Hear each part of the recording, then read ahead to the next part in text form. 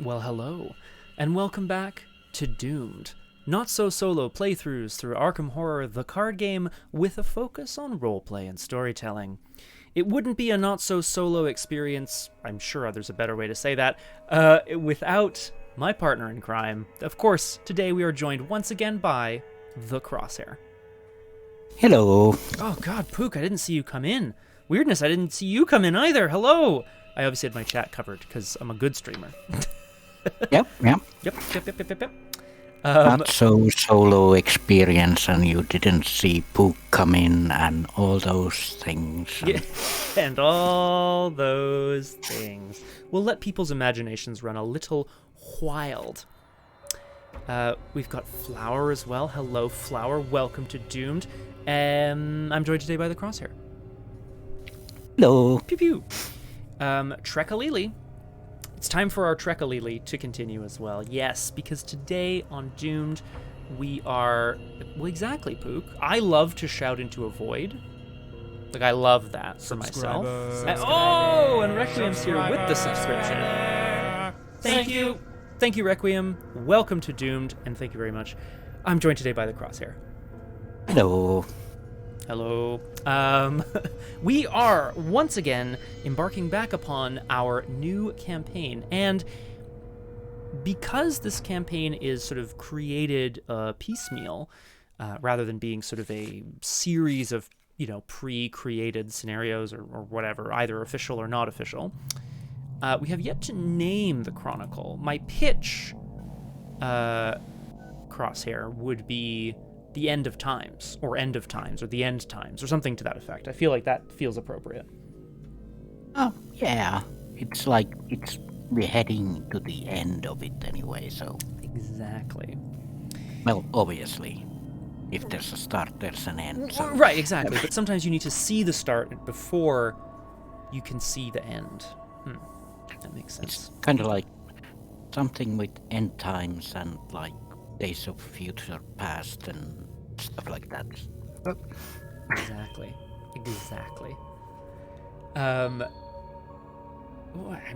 What else do I have to say, really? We are diving into a brand new scenario today. As always, we'll do a quick little catch-up. I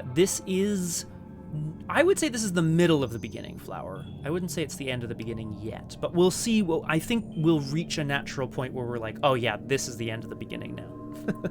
Yeah. Excuse me. Sorry.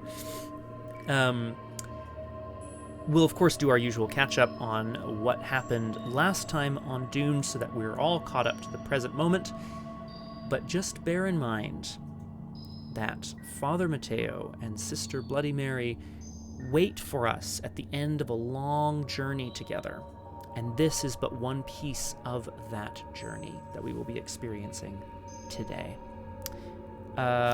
If you're watching the VOD, obviously check down below. I've highlighted the timestamp where we get into the action. And I say we kind of just dive on in with a little recap.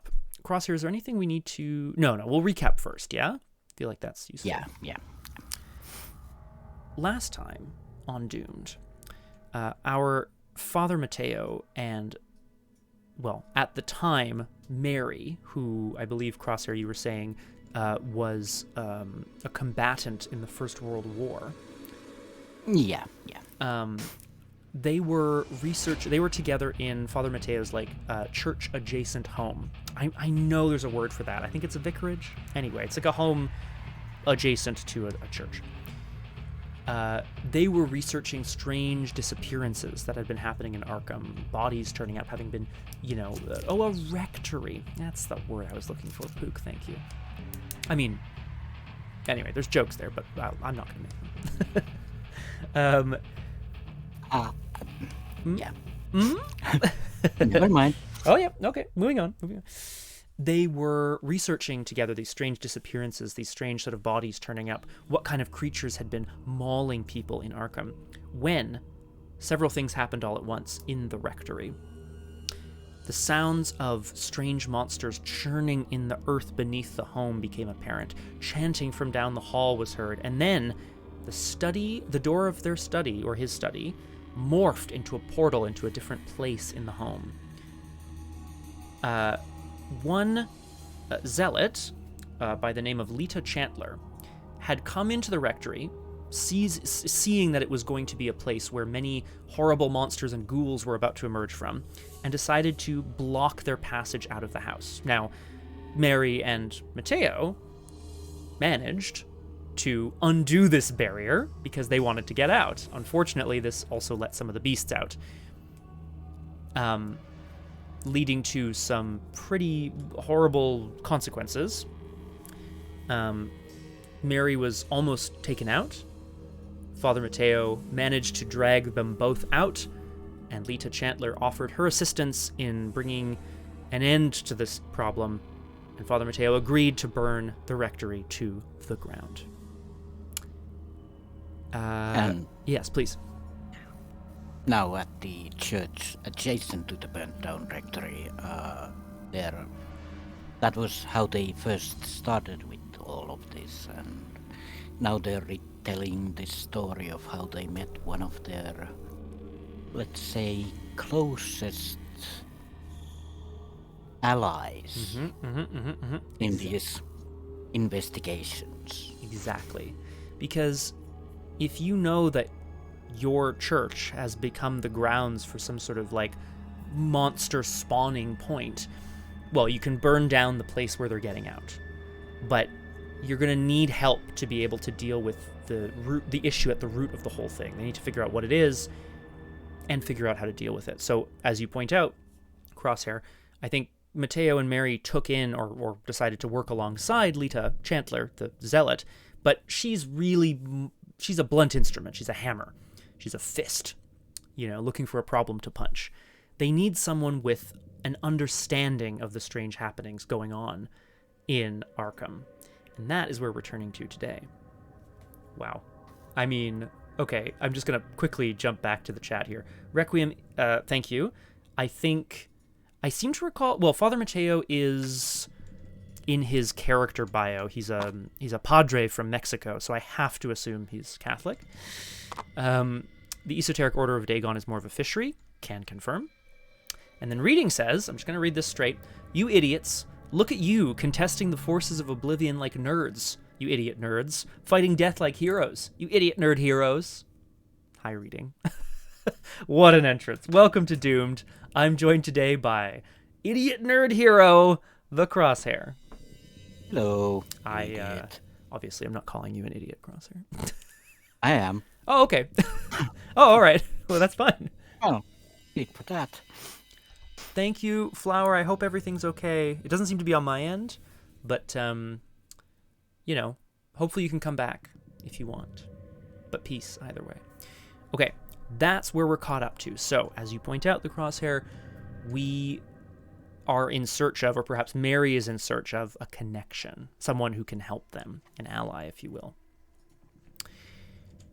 This is the side story, Anything Once. Rules-wise, we had to pay some XP to play this scenario.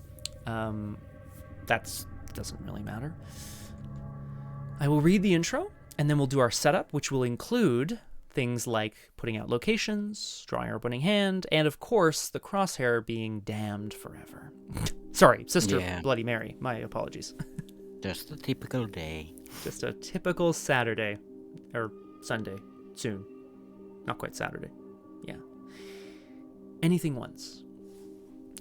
There's not much you wouldn't do or haven't already done to protect Arkham from the strange evils that plague it. For everything that you wouldn't do, however, there are people like Olive McBride. The young woman's curiosity and fascination with true magic has led her to some crazy things in the past, so when she came to you about being in over her head, it had to be serious. Now, I want to point out the art for Olive McBride. This is clearly a woman who dabbles in blood magic, and she's got the crazy eyes, and I love it. It's the Arkham Nancy. Yeah, Arkham's Nancy Drew. Yeah, Agatha Harkness actually is a really legit play here as well. Oh, for sure. I mean, young Harkness. I was surprised to learn how old she is in many interpretations. Anyway. What do I want to say? Yes. Now, I want to point out, she came to us about being in over her head, but I would assume that Mary recognizes an ally with, promise a mile away. Yeah, she's used to dealing with or working with all types of people back in the war. Exactly. You work with people for their skills and because you have to. Look, I've done blood magic before, Olive huffs, talking as if this could happen to anyone. It was one of the first kinds of magic I ever did. So when these fellas started going on about old blood rituals, I thought I already knew where this was going. What they did seemed kind of familiar, but there was something off about it. Olive idly rubs the scars on her arms from habitual spellcasting. I've used blood as a ritual component before, but they were making the blood move like it was alive. I could feel my own blood crawling under my skin when they were chanting, like it was trying to get out on its own. Excuse me. I called the whole thing off, and the guy in charge looked disappointed, but just packed up and left without a word. You press Olive for details on the sorcerers, and she nods. I did a little more magic after they left. A scrying spell this time. They made straight for Black Cave and started preparing for an even bigger ritual. I'd bet my soul that it's going to be bad. Now, perhaps there is a connection between these sorcerers and their blood magic and the strange kind of ghoul-like, zombie-like, creatures that rise up from the depths, or rose up from the depths beneath the rectory. But we don't know. We don't know yet. Perhaps we'll be able to find out. For setup, if an investigator has a copy of Olive McBride in his or her deck, that investigator sets it aside and adds it to their hand after drawing opening hands as an additional card. Oh, yay. That would be me. Yay! So that would be a 6th card for you, so you don't... specifically, you're not allowed to mulligan it away or whatever. You get it as a bonus, which is nice. And then there's setup instructions for locations, which is what I'm about to be doing. Choose 2 of the 3 sprawling caverns, 2 of the 3 winding tunnels, put them into play, and I see how they've done that, so I'm going to do that too. Wait, which one's which? Yeah. Hup. Okay, and then randomly put 2 copies of Dark Recesses into play adjacent to each copy of Sprawling Caverns and Winding Tunnels. Okay, and then everything else gets removed from the game. Oh, thank you, Crosshare.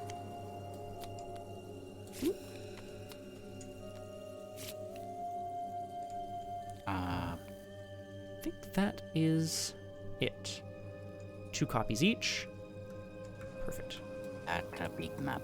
That is a big map. Well, lots of caves beneath Arkham, famously. And I do have to say, we've seen bigger. Yeah, can confirm. Oh man, I'm tired just thinking about it. We're setting some stuff out of play, yada yada, and that is it. We start at the Black Cave entrance. Black Cave has long been a site of mystery, terror, and grim discovery.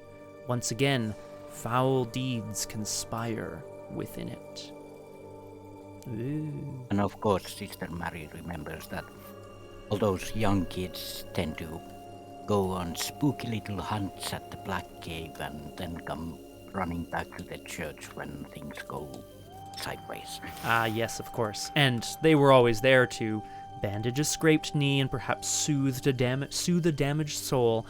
But you're right, there's things that can't be explained in the Black Cave. And today they are venturing in together to try to bring some light into the darkness, I assume. Yeah, now I want to watch this happening, because this is going to be wild, I think. I'm damned. Yes, Sister Mary's weakness, Damned, puts a tarot card, the bad side, up into play, but just for Mary, not for all investigators. Let's see, what was the bad side?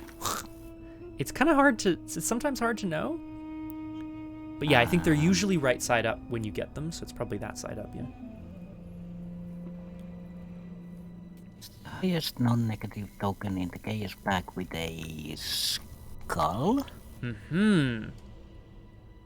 Swap them back after this game ends. Okay. So highest non-negative. Are we using hard chaos back? Oh, or no? we're using that one there. These are extras. I'm putting them away. Highest non-negative would be the elder sign. Is a bless higher than an elder sign? Is my question. Oh yeah, I just don't know, to be honest. Subscriber. Hello, Saren. Thank you. There's the rule about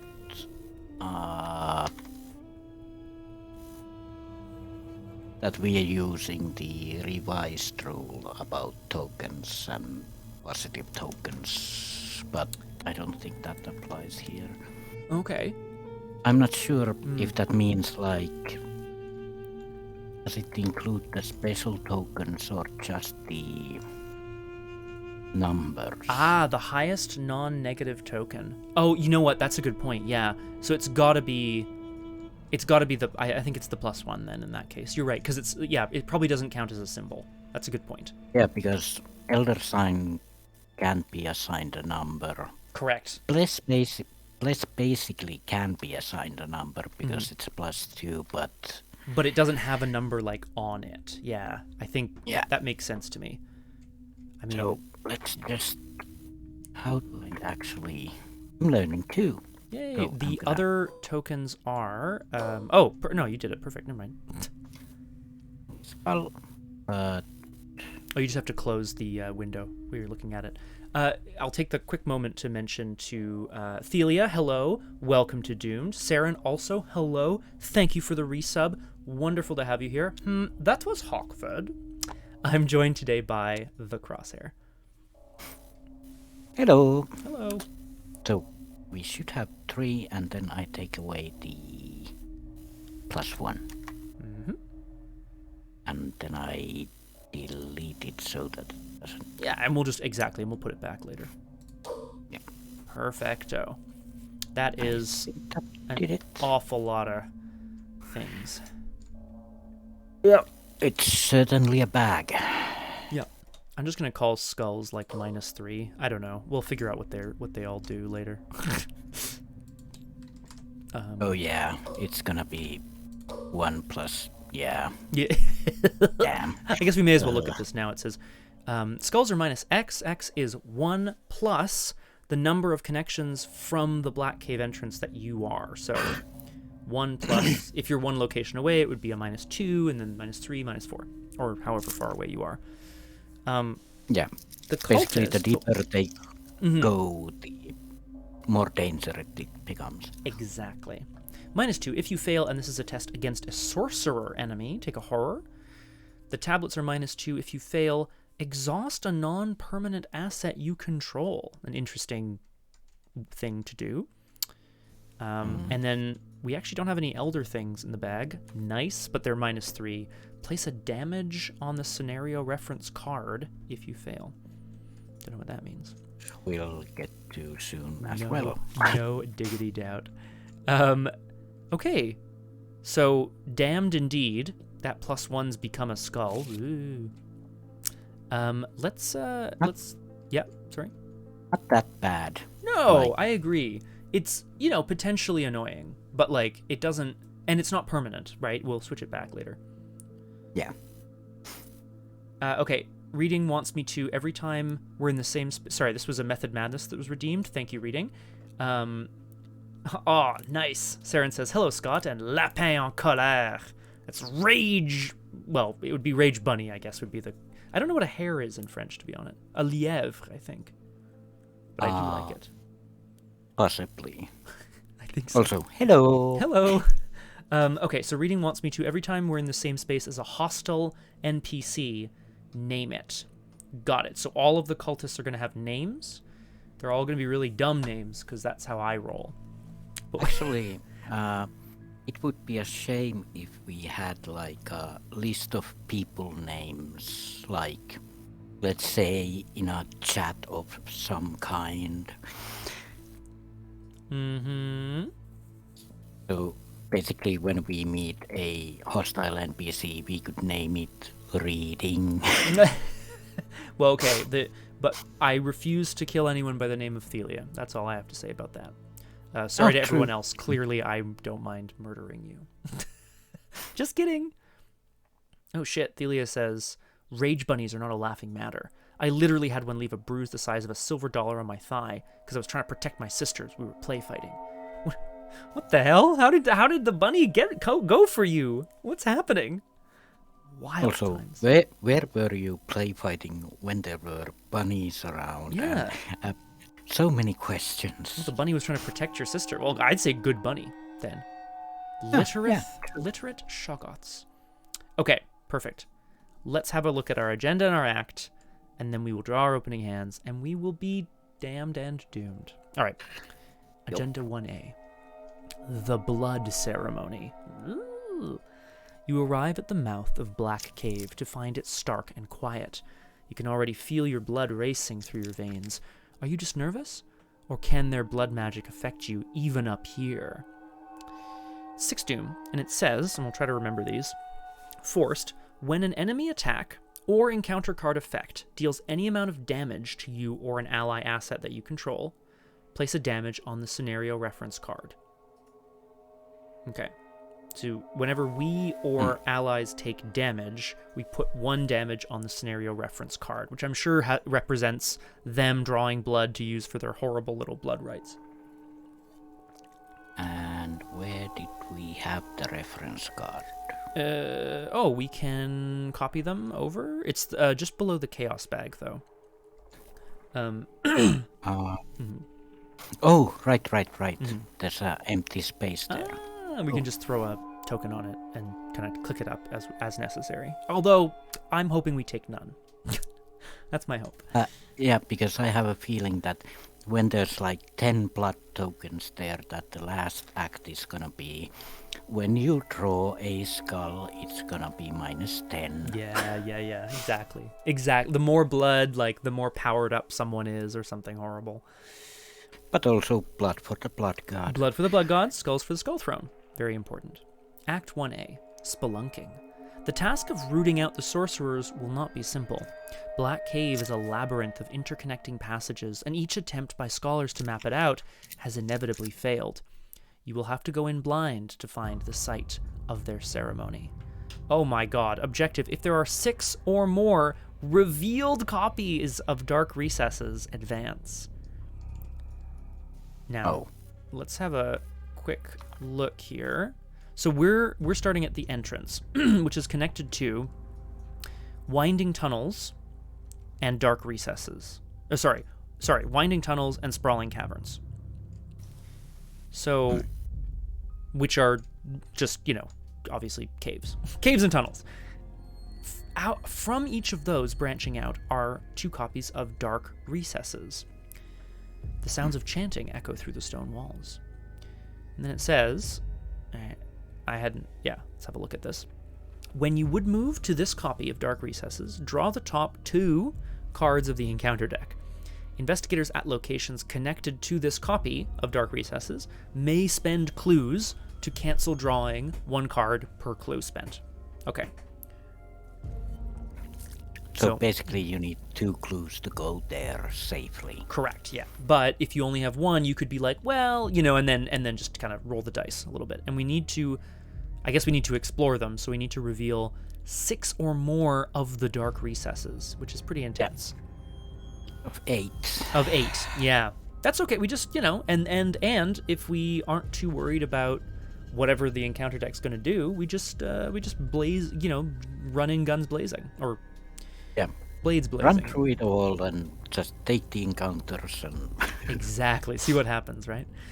Okay. But I do want to note that while you're talking about rabbits in the chat, I am not a rabbit. Famously, Crosshair is not a rabbit. I would argue. Crosshair, did we ever determine, or have you ever spoken to, or would you like to speak to the fact as to why you are a hare and not a rabbit? I mean, it is what you are, I guess, but well, basically hares are born ready. They don't dig into caves to hide like puny little rabbits do, and they're just superior in all ways, so... Nice. I can respect that. Superior in all ways. Bam. Okay. Father Mateo and Sister Mary stare into the darkness of the Black Cave, ready to explore and hopefully bring light down to whatever it is these cultists are trying to do.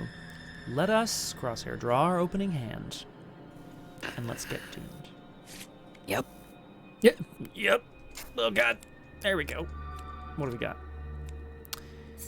We like this. We like this. We like those. It's actually pretty good, honestly. That's honestly pretty good. I might just keep this. Is that crazy? What else am I looking for? No, I think I'm going to keep this. Oh, right, that's not an ally. I was just looking at Guardian Angel. Oh, no. Mary is the Guardian Angel. Probably. I don't really remember the card. Storm of Spirits.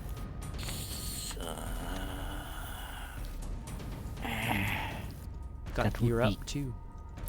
Yeah, I have to remember that I'm gonna gear up. Mm-hmm. I'm gonna throw all chemicals away and...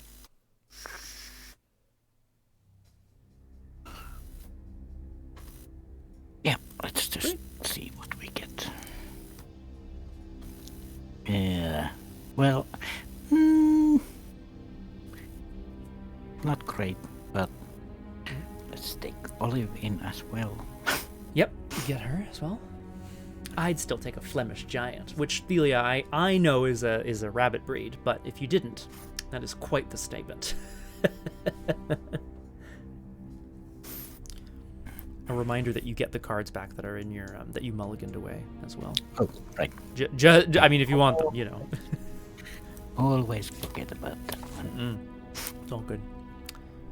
Okay. It's not a great start for me, but well, you know, we just do what we can, right? I'm gonna reveal our entrance here, and then I suppose we'll determine who's going to delve into the caves first. Oh, okay.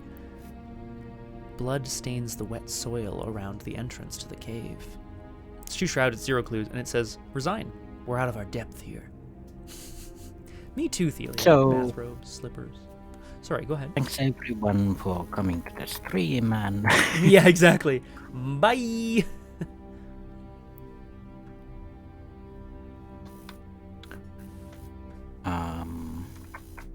Oh.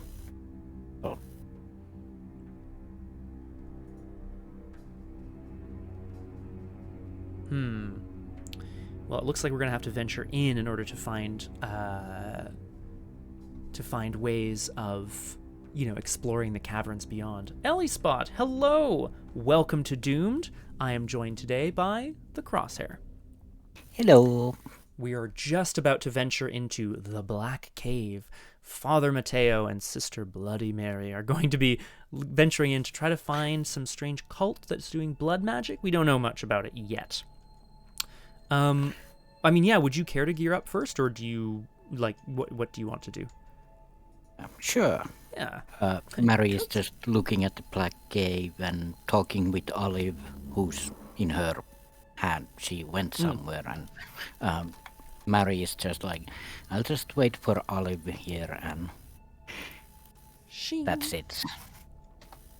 Oh, damn. Oh, rough. Okay, that's heavy. That's too bad. Well, you know, you'll have more money, I guess, for next turn. Yeah, just fiddling with her blessed blade, and like, I'll just wait for Olive here. Just wait here. Father Mateo also kind of, you know, notes the blade, notes the fact that they might indeed have to go, you know, head to head or face to face with some of these cultists if what they're doing is indeed nefarious. He's, ever since burning down the rectory to stop the rise of the ghouls, he's been continuing to struggle between his two faiths, as it were. the sort of light side of the faith that he grew up with and the dark side of the arcane research that he's been doing. He takes a moment to prepare himself with a shroud of darkness to help sort of disguise himself within the cave. He kind of essentially wraps himself in this cloak of night. Now, it's not that powerful because he's not that powerful a sorcerer, but he's going to do what he can. I'm going to wish me luck, Crosshair. I'm going to venture in. Thank you. Now, I know you always say go left. Yep. Are you a tunnels or a caverns kind of Mary? Gal. Gal, yeah, exactly. Because I'll check a different place, you know. I like a good sprawl instead of a wind. Okay, perfect. Well, Father Mateo shimmies into a much tighter sort of space, assuming perhaps that it will be less guarded, if there are indeed guards posted here. The winding tunnels says, this is no place for the claustrophobic. 3 shroud, 2 clues. It is connected to each adjacent copy of Dark Recesses. Fine. Moving from this copy of Winding Tunnels costs an additional action unless it is not your first action. Whoa. Huh. Yeah, so, okay. If it's your first action, it costs 2 actions to move out. But if you've spent some time in the tunnels, it doesn't cost 2 actions. Okay. 3 shroud, That makes sense. 2 clues, and it is connected to the Dark Recesses in the top and the bottom. And it's got victory 1, so I think I'm going to see about getting these clues. That's what I'm going to try to do. Father Mateo squeezes himself into the tunnels, which seem to venture on forever, and he kind of makes sure that this strange robe of magic is wrapped around himself quite tightly. He's going to take a moment to take a deep breath, places his hands on either side of the cavern walls, and just tries to feel any presence within these long, winding tunnels. I'm going to read the signs. So I am investigating at 7 to 3, and I hopefully will get 2 clues if I succeed. Tablet, which is -2. So that is a success. 2 clues.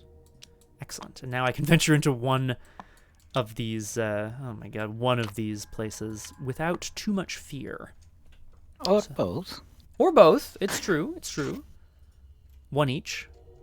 Yeah, 1 clue each. Or I could venture into one and spend both clues and not have to worry about it. It's a good point. Okay. That's us. So we move straight into upkeep because there's no enemies. Yep. Not particularly nice. That's all right. Add a blessing. Oh, there. yes, of course. Thank you. I'm definitely gonna forget that. Yes, thank you. And weirdness is correct. We're not doing any of this bullshit Silas flooded caves garbage ever again. I'm thrilled with how that went down, but my goodness, that was a stressful time. You have to say this, just to go off on a tangent here. This reminds me when I was just a wee lad, like maybe 13 or something. A friend of mine borrowed me a book that I can't remember the name of, but it was about a small town with some kind of worm creatures tunneling below the town and all that kind of stuff. And one of the chapters was about someone being stuck in the tunnels below the town, and that as a kid that like scared the crap out of me. Hell yes, you're not wrong. That is terrifying. It's not tremors.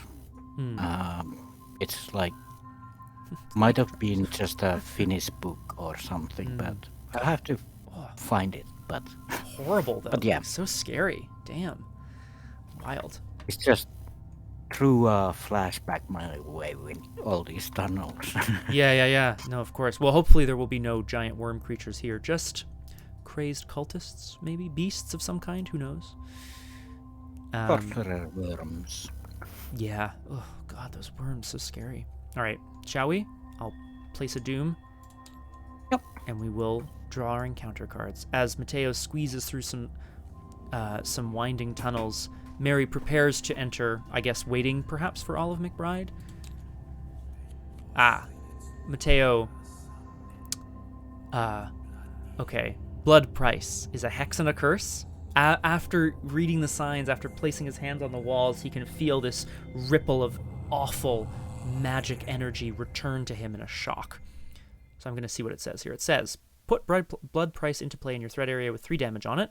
When you play a card, take damage equal to the amount of damage on blood price and then discard it. Pay a resource to remove a damage. I mean, that sucks. I'm going to try something, Crosshair. I'm going to try to see if I can't keep this darkness at bay. Father Mateo can feel the shock and the darkness coming at him, and he calls upon the light of his faith. I'm going to reveal 5 random tokens from the bag, and if a bless or elder sign is revealed, I'm canceling the revelation effect. If. 3? Uh-oh. How many blesses in the bag? 3, right? Yep, Okay. 3. 4? Hey! And 5. All right. Yeah. It's an elder sign, though. I'll take Just barely. it. Just barely, and I'll allow it. But, so that negates blood price. And Father Mateo, the light flashes briefly and dispels the strange hex that was coming at him. And while waiting for Olive to do whatever she does, Whatever she Sister does. Mary is just thinking like, what have you gotten yourself into this time, Olive? Because they're old friends, of course, but more so after this adventure. Currently, she's just an acquaintance. I zoomed out too much. And in the forest at the cave entrance, Mary is stumbling in the dark. Stumbling in the dark. Okay. Well, it's a dark place. It's a dark cave after all, and Oh, of course. As you head into the entrance. Whoa. yeah. Oh. There's actually the X. X is the shroud value, which is 0. If you fail, place one of your clues on your location and discard card from your hand. That's not even, like, bad. Yeah. Not that bad, eh? I mean, placing a... Oh, you don't have any clues anyway. Yeah, that's... You're right. It's not too bad. It's still a 3 on 0, so... Your shroud is 2. As opposed to 0. I'm just want to... Oh, right. If I may 0 correct you, clues. sorry, yes. Yeah. So it's a 3 on 2. Still, not bad. Right? And there's no +1 in the bag, so... yeah, that's fair. I mean, 1 up, it's not the worst. It's not the best. It's definitely not the best, but it's not the worst. I have 3 good cards, 3 bad cards, so if I fail, it's a 50-50. So We love that. All right. might as well. Ooh! Well, blessed be. Blessed be, my friend. That's right. Darn Skippy. Well, now there's 4 bless in the card, and Mary is used to stumbling around in the dark. Well, war and all.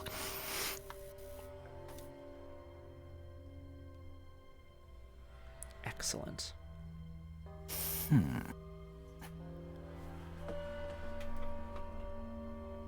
Okay.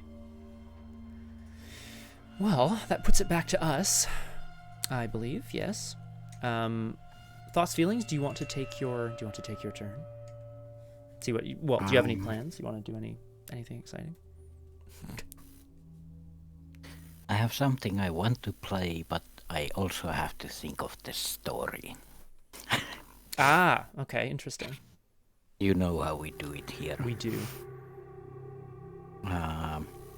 So, finally, Olive appears. Oh, hello, Olive. Like, she's been doing some kind of protection ritual, maybe, or supposedly a protection ritual. But Supposedly. also, Supposedly. yeah. But also, for some reason, Mary feels a bit more guarded. Her. So this is my question. This is something for you to discover, I guess. Does Sister Mary have a guardian angel, or is she a guardian angel? This is the question. Or is Olive McBride actually her guardian angel? But that's nice too. Maybe it remains to be seen. Correct. That's a good thing. So what does guardian angel do? Because I know it's her signature card. It may be assigned damage. It's a 3 health card. Ritual blessed, and it may be assigned damage dealt to other investigators at the location and connecting locations. But the thing is that it's dealt to other investigators, not yourself. So Right. it's basically the guardian angel. It makes sense that Sister Mary is the guardian angel in that sense. Yeah, I mean the wording on it, I think, like, I mean, again, for me, we can discuss this, I guess. Like, it says that it may be assigned damage dealt to other investigators, but it doesn't say it has to be, right? Like, I feel like you could assign damage on yourself to it as well. But yeah, but you can also use it too. True. Yeah, can protect people from afar, or protect yourself if that's the case. Love it. But when any amount of damage is assigned to Guardian Angel, add that many bless tokens to the case bag. Ooh. More bless. More bless, more good. And Olive McBride, the will try anything once. Oh god. Anything once? You must invest yourself in every spell, sometimes literally. Is a 1 health 3 mental ally. Mental stat. Yeah. When you would reveal a chaos token, exhaust Olive McBride, reveal 3 chaos tokens instead of 1, choose 2 of those tokens to resolve and ignore the other. Interesting. So you do... yeah, sorry, go ahead. Yeah. It's once around, basically. Yeah, because it's exhausted, that's true. Yeah, you can basically avoid that evil red little token. It's true. It's true. Choose 2 of the tokens to resolve also, though, means, like, if you drew, like, let's say 3 -2s, I guess, you'd end up with a -4 because you're resolving 2 of the -2s. But yeah, you're right. It also means, like, hey, what happens if you draw a -2 and an elder sign? You know what I mean? Like, it's or a bless even. Say. So that's pretty cool. And yeah, basically I'm out of resources also, so time to kill. And I get feeling a little bit better about the situation now that Olive is actually Olive is conveying that the place is protected by her type of magic. Yeah, we'll call it blood magic, but you know, it doesn't have to be blood. Yeah, wine is kind of like blood, so you do mean wine, that's right? Good point. It's a good point. So as a last action, let's just actually I have I could do so. Nah, let's investigate and stumble into the sprawling caverns. Ooh. The path here is open, unlike Father Mateo squeezing into the hole. Gross. But perhaps too open. The sprawling caverns. Whoa. Glowing yet lightly toxic mushrooms light your way. Ooh, shrooms. Glowing yet lightly toxic. I like that. Sprawling caverns is connected, blah de blah de blah. After you reveal a evil token, while investigating this copy of Sprawling Caverns, take 1 horror, which would mean that we also put a blood on this scenario. Oh, when when an enemy attack or encounter card effect deals you any amount of damage, as opposed to horror, I think. Yeah. So that's good. That's good at least. Horror isn't damage. Yeah. Cool. Weirdly, but yeah. Oh, peace out, Thelia. Enjoy your D&D game. I hope it goes really well. Have a blast, and we'll see you Roll around. well. What? Yep. Roll well. You're right. I thought you said, oh, well. Yeah. Oh, well. Oh, well. Now, what can you do? Yeah. Olive and Mary walk downwards into the caverns, where they see some glowing mushrooms and try to avoid eating them. A good time. Father Mateo is going to, I think, because we want to reveal these dark recesses, we want to figure out what's in the cavern, right? So I think moving in there is going to be definitely something to do. However, moving from my location costs an additional action unless it is not your first action. So my first action will be to gain a resource. No, draw a card, right? Yeah, I'm going to draw a card. That's a good card to draw. Okay, and then I'm going to move into dark recesses to the left. So investigators at locations connected to this copy may spend clues to cancel drawing 1 card per clue spent. So I'm going to cancel both with my 2 clues. And we'll see how easy clues are to come by, because I might start not doing that later. This is dark recesses. The stone spires scattered around the cave are razor sharp. 2 shroud, 2 clues, and it says, action, you note the layout of stalagmites. Okay. Forced, after you fail a skill test, if the above action was not activated since the end of your last turn, take a damage. Now, let me read that again, because I don't understand the timing on that. Arkham. So I fail the skill test. If the action wasn't activated since the end of my last turn. Right, okay, so basically, if I use my last action to note the layout of the stalagmites, then I don't have to worry about it again until after next turn, I think is what's happening. Okay. Basically, if you don't do it now and you have to fail a skill test in the encounter thing, then you would take a damage. Cool. So, yeah. I'm going to put a little brain on here to note that I had a big brain moment, but then I will remove it later. So I'm noting the layout of the stalagmites. Father Mateo squeezes through the tunnels and eventually finds himself in a large open room. Razor-sharp protrusions of stone from the roof of the cave kind of give him pause. They look almost like they've been filed to a point, although he knows that over millions of years, erosion can do this as well. And he pauses, looking about, listening for, I don't know, chanting, perhaps. And that's my turn. Yeah. And we are so far apart that...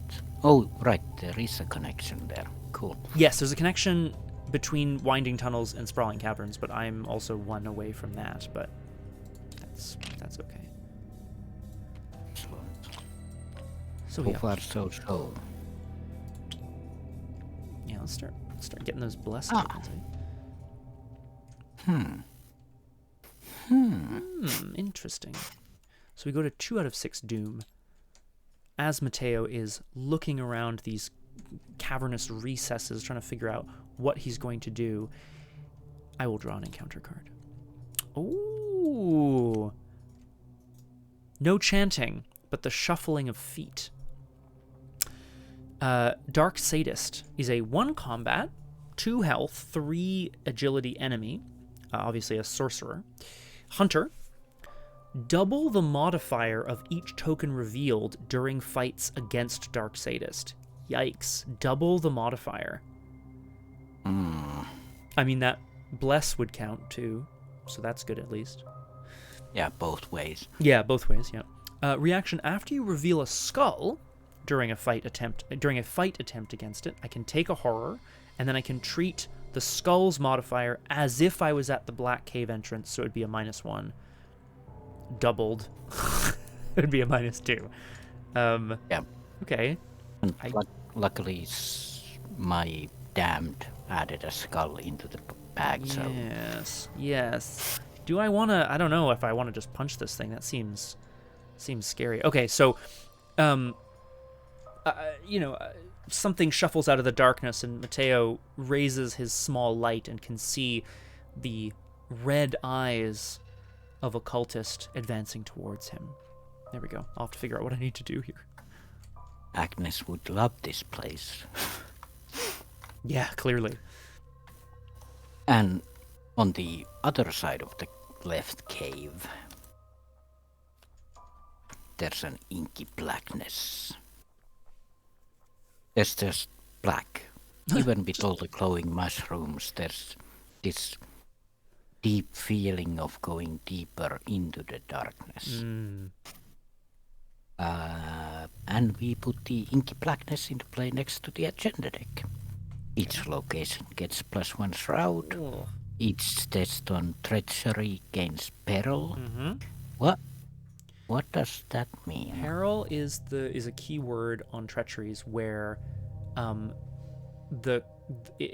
basically it means that whoever drew the card can't have help from the other investigators, so you can't commit cards to it. You can't ask people like, what should I do or whatever. You're supposed to just deal with it on your own.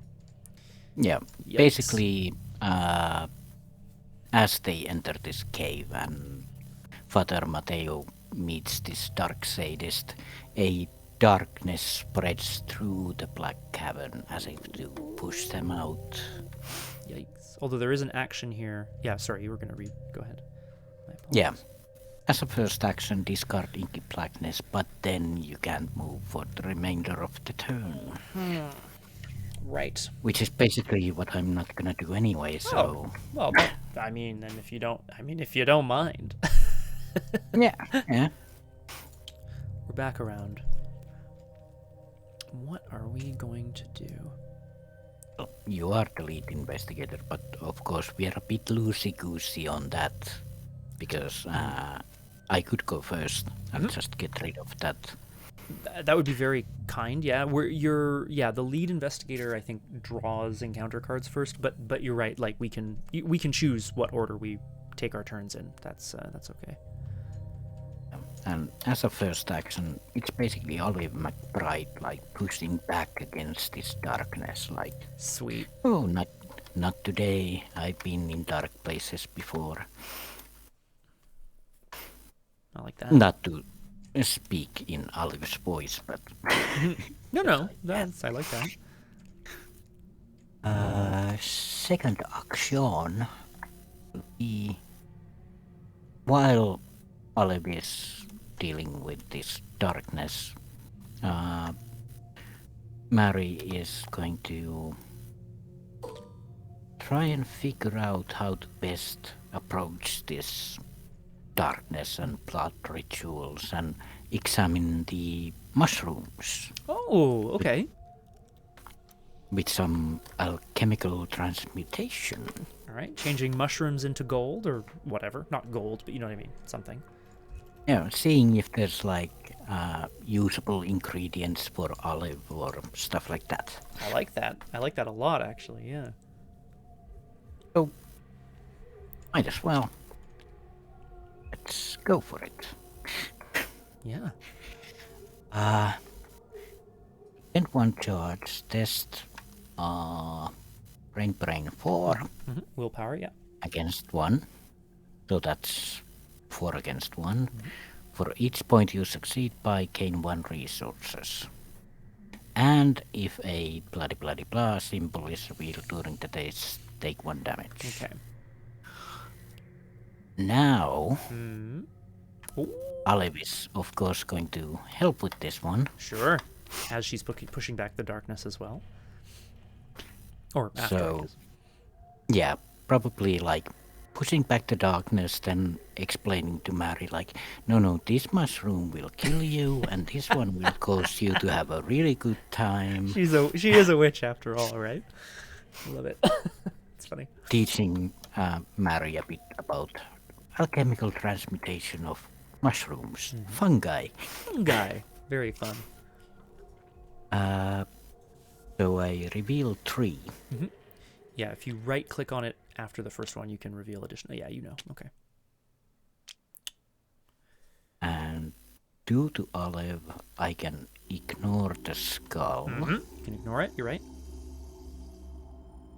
And then the bless token and -3 still apply, and Right. bless token makes me draw another one. Yes. Yeah, you're right. So we do have to draw one more, which is kind of fun, but this is what it is. Oh, very nice, I think. So -3, it's gonna be a -1. Math. I was gonna succeed by 3, and then I got -1 to that. Yeah. Yeah. So gain 2 resources. 2 resources. That's, I mean, not bad for an action, and no bad thing. Yeah. And then we I think we keep it there, but we sorry, yes, but then you right click to remove from the bag. Yeah, there you go. Oh, right. At 5. Cool. So as reading suggests, did we find edible mushrooms that make your brain a galaxy? This is the question. Oh, yeah, basically Olive and Mary spent the whole turn pushing away the darkness by examining the properties of different kind of dark cave fungi. Sweet. The mental state of them both is questionable, but Father Mateo's gonna return and just be like, "What the hell?" There's two people just kind of chowing down on psychedelic mushrooms and doing their thing. Could be a good time.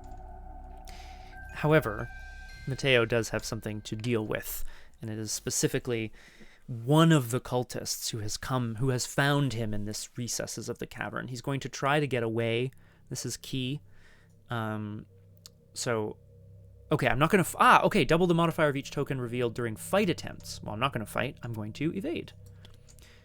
Father Mateo kind of grits his teeth and goes, I hope this works, and wraps himself in this cloak, which then shimmers and will essentially try to disguise him in darkness. It is not a tool of his faith. It is a tool of his magic. Spend a charge, evade. It uses willpower, and then other stuff happens if I succeed. I have 4 willpower. I'm going to be gutsy and commit guts to go 6 to 3 for this evasion attempt. -1. Good. Okay. Guts draws me a card. Shroud of Shadows. I could move the enemy to a connecting location, but I won't. Because I don't want to put it away. But that's okay. Do that. And then I will be getting out of here, but second action, I'm going to see about picking up these clues as well. Father Mateo wraps himself in this cloak, and then the light in the cavern, or rather the lack of it, makes him functionally invisible. He shimmers and disappears. He realizes the sadist, the cultist, must have been guarding something, and rather than making straight for the exit, he's drawn to a torch behind the cultist. I'm going to draw the top card of the encounter deck like a fool, and then I'm going to get the 2 clues off this location. Interlopers. Ugh. Oh, this is so scary. Okay, this is a cool card, though. Interlopers. Revelation, test agility 3. If you fail, take a horror, put it into play in your threat area. Fine. Non-weakness enemies with the hunter keyword gain prey you only. Only is important because it means they won't target any other investigators under any circumstances. And move an additional time while resolving the hunter keyword. At the end of the round, if at least one enemy moved via the hunter keyword this round, discard interlopers. So if I'm not quick, Father Mateo basically has shrouded himself past this cultist and has found a little treasure trove of arcane materials. He's going to try to swipe them. If he's not quick on his feet, he will be noticed and the alarm will sound and he'll have to dash out, basically. But I'm just going to test 3 to 3 because I believe in my faith, Crosshair. And also, I don't have any agility icons to commit. Yeah. Oh, I shouldn't have believed in my faith. Okay, good. Very good. It's what it is. So I'm taking a horror. I'm putting interlopers into play in my threat area. It doesn't do anything yet, but I get the 2 clues, and I move out of here as a last action. Also, yes, the interlopers and that image is such a heavy metal band CD cover. Yes, that's exactly what it is. Yeah, love that. Father Mateo grabs the ritual sort of materials and dashes back out, squeezing himself into the winding tunnels just as his shroud of shadows kind of shimmers and dies again. The cultist that was in there is now sniffing around, looking for him, ready to sound the alarm. But that is my turn. Yeah. Enemies are exhausted, but they'll ready. Yeah, thank you very much. Yeah. And I'm scared, but that's okay. We'll be all right. Let me draw a card and gain a resource. Bless is good. Bless is more, baby. As they say in the biz. Yeah, bless is good, bless is more. Somebody quote that. Exactly. Should we do... What do you think? Should we do a mythos phase and then a break, or do we want to keep playing for a bit more? How do you want to... What say you? Bless like a blesser who blesses. Excellent. Thank you. Appreciate Right. that. You were asking. Oh, no, sorry. Yes, I appreciate the quoting. No, I was just asking, should we do a mythos phase and then take a quick break? Does that sound appropriate? I could get something to nom on and drink, so mythos. Mythos it is. We'll go to 3 out of 6 doom. Father Mateo breathes a sigh of relief, assuming that he has outstripped his cultist companion, but probably hasn't. And then immediately trips. Test agility X. X is my shroud value. That's 3. If you fail, place a clue on your location and discard a card at random from your hand. I don't wanna... Oh, man. Okay, well, I don't have anything I can do with this, so... It's a 3-on-3 again. Yeah, so... it just is what it is, right? It's fine. Oh, well, good thing I didn't... Okay, well, Ooh! Now, here's a question. Father Mateo's ability. When an investigator reveals a tentacle, cancel it. Treat it as an elder sign once per game. The elder sign is quite good as well. I imagine there's going to be better tentacle token moments. True. I don't...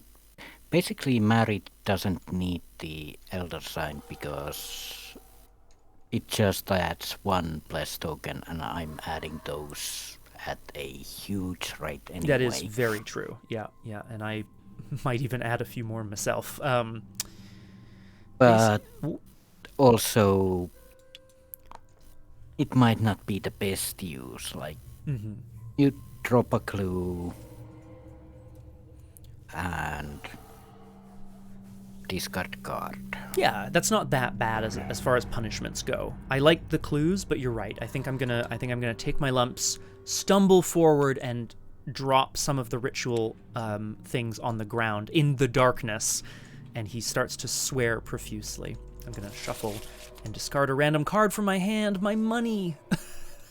My money. It's fine. I'll live. I'll think of something. My That's me. It's okay. I have a way to fix that. So oh, I like the sounds of that too. You know, the inky blackness is very persistent. It is. Keeps pushing in despite our best attempts to push it back. Now someone will have to stay in their home and deal with it again, probably. Olive is like, Mary, I was just about to get rid of the darkness in here, and then you confuse me with all these mushroom talks. All this mushroom talk. I think mushroom talk might make you a better witch. Honestly, I don't know, but I would think so. Yeah, true. Soup. There you go. Okay, so as the darkness pushes into the caverns, we leave our heroes separated for now, but finding their way into various caverns. Crosshair, let's take a quick break, just a couple of minutes. We're going to be back here on Doomed momentarily. See you in a sec. You would think that a, however many minute-long playlist would be enough, but never enough on Doomed. Hello! Welcome back to Doomed, not-so-solo playthroughs through Arkham Horror, the card game with a focus on roleplay and storytelling. Today I'm joined by the Crosshair. Hello. Hello, the Crosshair. All good? All good. Excellent. We're back. We're excited. Just Yep. planning my next moves. Yes, because we've had our mythos where the darkness has re-emerged, shall we say. Mateo needs to get some clues, but I'm not quite sure how. And there's interlopers as well. I have an idea. It's a good thing to have, yeah? Tell me about that. But if you could end your turn at my location, then I can inky blackness, but then again, I could also come to you. First handle the inky blackness, then come to you. Yeah, I mean, whatever works. The interlopers, the text on it makes all the hunters are only going to prey on me, and they move further. So they it will come and engage me unless I just basically run all the way away from it. But that's okay. I don't think that's such a big problem, right? Maybe. Yeah, maybe you should see what Mateo does, and then I'll adjust accordingly. Okay. Unless you need the inky blackness to go away, but No, I could get rid of that myself. I think that'd be fine, because I want to make sure that we open up. The goal is to open up all these dark recesses, and so and also, I mean, ideally, get the clues off these victory locations, because that would be nice. yeah, and also if you're close enough, then Guardian Angel will work. Ooh, that's true. Okay, so then how's this? I will go first. I want to just check something. Yeah. I am going to... First action. You're right, Mateo stumbles in the darkness and drops some of his ritual components, but takes a deep breath, reaches inside his cloak to grasp his rosary tightly. He mutters a prayer, and light begins to emerge from the corners of the room. Just a little bit, just enough. I'm going to discard inky blackness and not move for the rest of the turn. Second action, I am going to...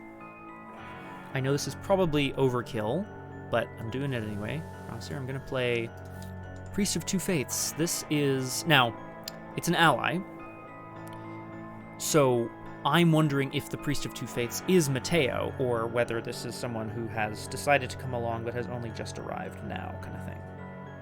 I guess since it's an ally, it's probably someone who's just arrived now. Unless we want to fudge things a bit. Or maybe it's a memory of a Father Mateo's, higher up teacher. Yes, when he was at, I used to know what that was called. But priest school, yeah. Whatever that's Abbot or something like that, I think. Yeah, I like that. Notes from his like you said, his sort of padre, the man who taught him everything he knew and caused him to also question, comes back to his mind. After a Priest of Two Faiths enters play, add 3 bless tokens to the bag. Wild. At the end of upkeep, I have to either add a curse or discard the Priest of Two Faiths. But Father Mateo loves. Father Mateo's all about the give and take of faith and the arcane, so I think I'm going to leave him around for a while. Maybe. Maybe, yeah. I don't want to screw us over either, but you know. And then last action, I'm just going to, again, try my luck here. I'm going to attempt to pick up the ritual components that I dropped and test at 3 to 3. I'm just going to see if I can investigate here 3 to 3. Yep. No, that is too bad because that's a bad thing. If you fail, exhaust a non-permanent asset you control. Well, that's actually okay. That doesn't do anything for me, so that's okay. But I fail. Oh, yeah, reaction. Yeah, exhaust does nothing, basically. To him. That's okay. Like, non-permanent asset. Yeah, of your choice, but it specifically hits people who have exhaustible assets, right? Oh, right, these aren't permanent. Like, permanent are the geared up and... Yeah, the stuff that starts in play. Exactly. Yeah, okay, yeah. Yep. We live now that's all me. That's Mateo is going to see about maybe picking up this clue, or maybe not. We'll see. And I'll pass the turn over to you. Well, then Mary finally get over their munchies, basically, as they're exploring this sprawling cavern. The question to you is, would you like to take Olive instead of the priest? I can see why that would be good for me. So the short answer is yes, I wouldn't mind. But not only if that's something that's like you're desperate to do, I guess. I'm not desperate, but I would definitely take it. It seems better for me. I'm not desperate, but there's a story element and there's a I'd like to do it element. We love a good story element, so I say go for it. Yeah. Yeah, I'm just wondering, do I want to do something else first? But I'll have to come back down to the sprawling caverns anyway. And you might need help out there. So yeah, Mary is just gonna... Well, there's a lot of mushrooms here. And rejoin Father Mateo at the winding tunnels. Ooh, it's a bit of a tight squeeze here. Father Mateo tries to communicate the fact that there are cultists about and that they might be coming, and you know. Yes. We'll deal with those when they come. Perfect. I've dealt with cultists before, you know. Have you met Ted? Have you met Olive? What's happening? Because we're gonna play teamwork. Ah, okay. As teamwork, Mary is gonna introduce Olive to Father Mateo. In return, he could introduce his memories of his padre to Sister Mary, unless she doesn't want that. No need. No need. Because it'll get replaced anyway. Oh, all right. Well, thank you. From the darkness of the cave, there's a light chuckle in the air, like this melodic chuckle, and in a somewhat ancient voice can be heard. Oh, poor Mary, still clinging on to the so-called God.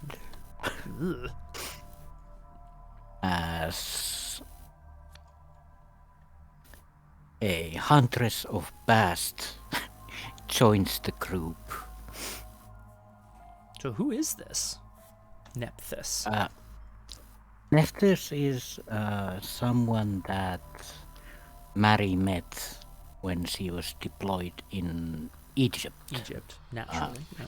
Back in the war. And Nephthys has different kind of gods in mind than Mary has. And they've often have had discussions about which god, is it Bast or is it the god? But they still manage to work together, and for some reason she was drawn to this cave as well. Incredible. Well, she must be a key kind of component, right? She might be hunting for something that's here as well. Although, for now, I think she remains a mysterious figure, definitely. Yeah, she's like an... not sure if she's a friend or a foe, but she's here and she's doing something. She's hunting. Basically. Something. Okay, cool. But yeah, Nephthys is a 4 experience card, which is ouch. But you do get one... I always forget these. Willpower. Knowledge is the willpower, yeah. You do get one of those, and when one or more bless tokens would be removed from the case bag during a skill test, seal them on Nephthys instead. Okay. That's a reaction. That does exhaust the card, I think. Doesn't say it does. Oh yeah, it's just a reaction. Yeah. It's not a whenever, basically, right? If you and reaction just means optional, as in you can choose to if you so desire. And that's for any. So if you remove a bless token, cool. Yeah, pretty sweet. And then, as a fast action, I can exhaust Nephthys and either release 3 tokens sealed on her, which means that they get played. They get put back in the bag. Yeah.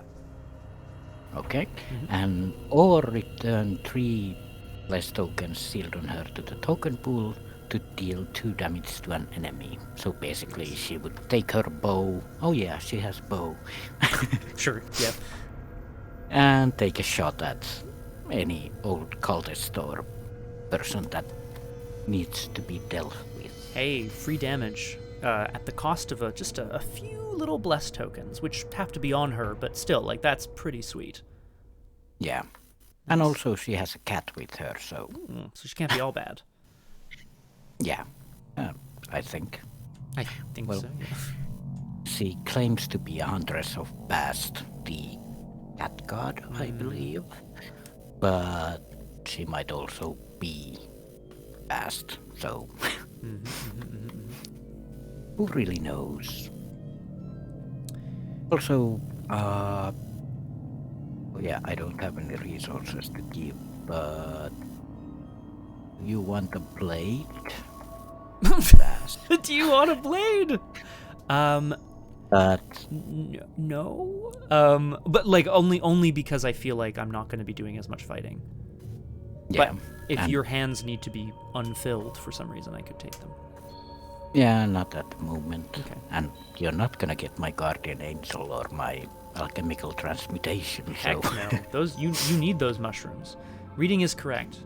Cat god and protectress of the home, guardian of the home. So basically, Nephthys is Neil and the cat is Max. Yes, I agree with this. I agree with this assessment.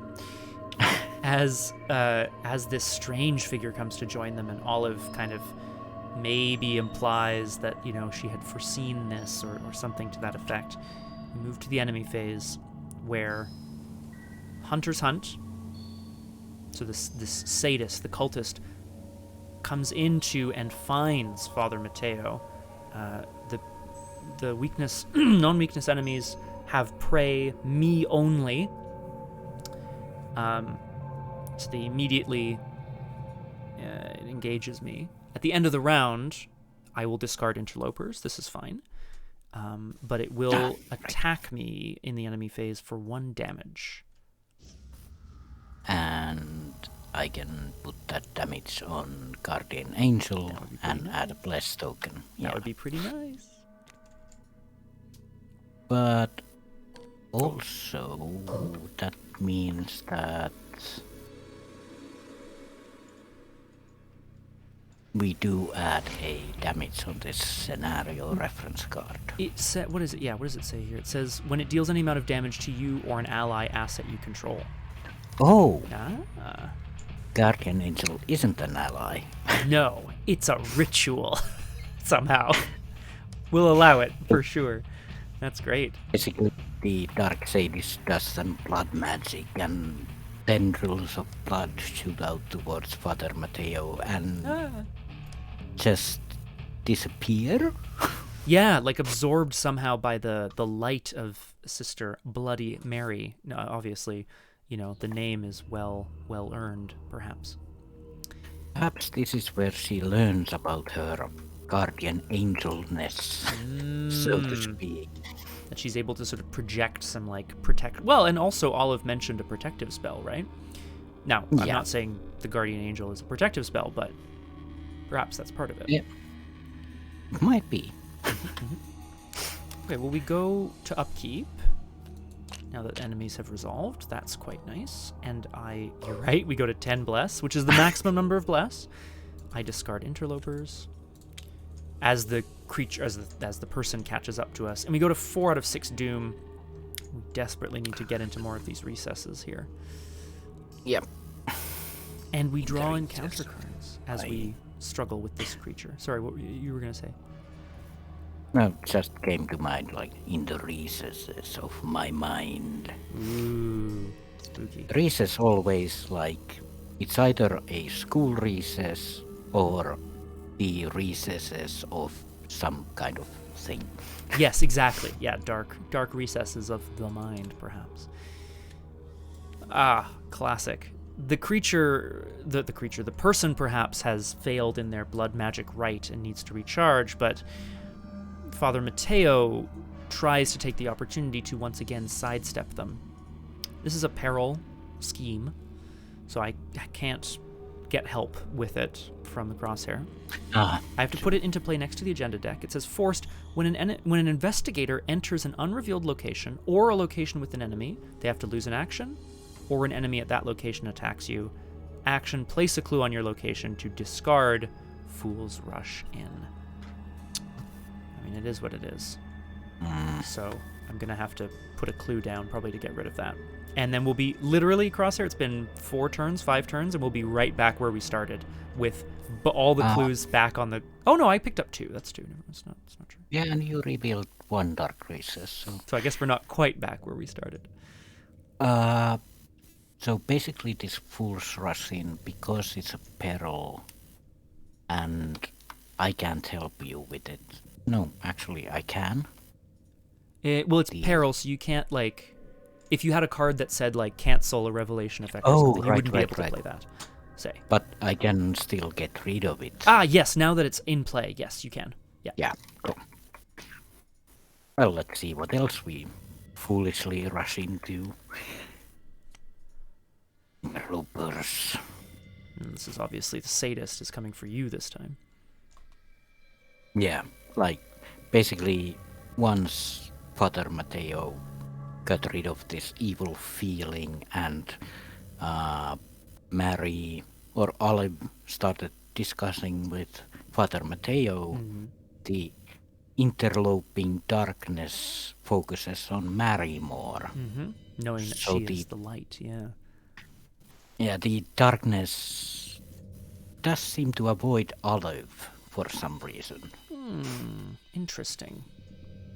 Possibly because of her connection to these sorcerer cultist people before. Well, that would make sense, wouldn't it? Okay, so basically hunters hunt, and that would move the dark sadist away from you as well. Yeah, there's a test on it, and then when they hunt, they would hunt to you. Yeah, exactly. Oh, right. I do need to test. I always forget about testing. Not everything is just bad straight up. Well. Well, I could reveal 3 bless tokens and put them on Nephthys. that would be pretty fantastic. Yeah, just bless, and then 0. Yeah, let's do that. Okay, 3 and great. 3 I'm ready. bless, 3 blesses and a 0. Oh. There's 1. Okay. Less 1. Okay. That's less 1, but yeah. So I believe Crosshair, I haven't actually tried this, but Cthulhu was telling me if you right click on Nephthys, I think there's an option that says like seal, I think. Aha! Yes, and that'll take one. Oh. Okay, well it should have taken one out of oh no, it did take one out of the bag. Yeah, perfect. Yeah. Okay, great, amazing. Basically 9 out of 1 sealing this. Yeah, exactly. Perfect. So that still counts towards the 10. Yes, it does. Because, yeah, 10 total in play or in the bag. That's right. Yeah. I failed. Threat area. Mer- I'll just move that one aside. And basically, I'm not the interloper. Cool. Now you're the interloper. Okay. So it moves back around to us. What are we going to do here? I need to put a clue down for Fool's Rush In if I can. Maybe try to get clues back. Yeah. I don't have clues, and even if the Dark Sadist is engaged with you, will it hunt to me? Yes. Well, Okay. sorry. It would, if I'm not wrong. Oh, Zlatana! That's very loud. I forgot to change my... Thank you for the follow. I forgot to change my alerts back, Crosshair, so I just had a really loud, like, rock song. Yeah, even I heard that. Oh, yeah, okay, all right. That was quite epic. My apologies, but thank you for the follow. It would, yeah, after... Like, if they're... Okay, so I'm just trying to remember the exact sequence of events. If they're already engaged with you, they don't hunt. But after they attack, they exhaust, and then they re-engage based on who their prey is and stuff. So, if that makes sense. If I evade it, then the next time it readies, it would engage you. Yeah. Yeah, which would be a good thing, because I could get rid of interlopers and get rid of the Dark Sadist. True. You could also... Oh, I see what you mean, because then... Right, okay. Well, yeah, what does it say? It says, if at least one enemy moved via hunter keyword. So I guess you'd also have to move away.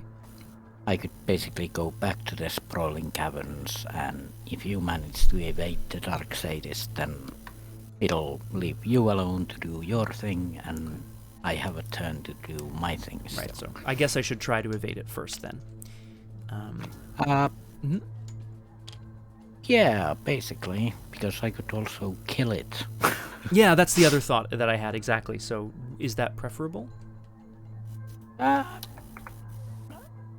don't mind the interlopers, also. Yeah, that's true. That's true, too. Not so bad.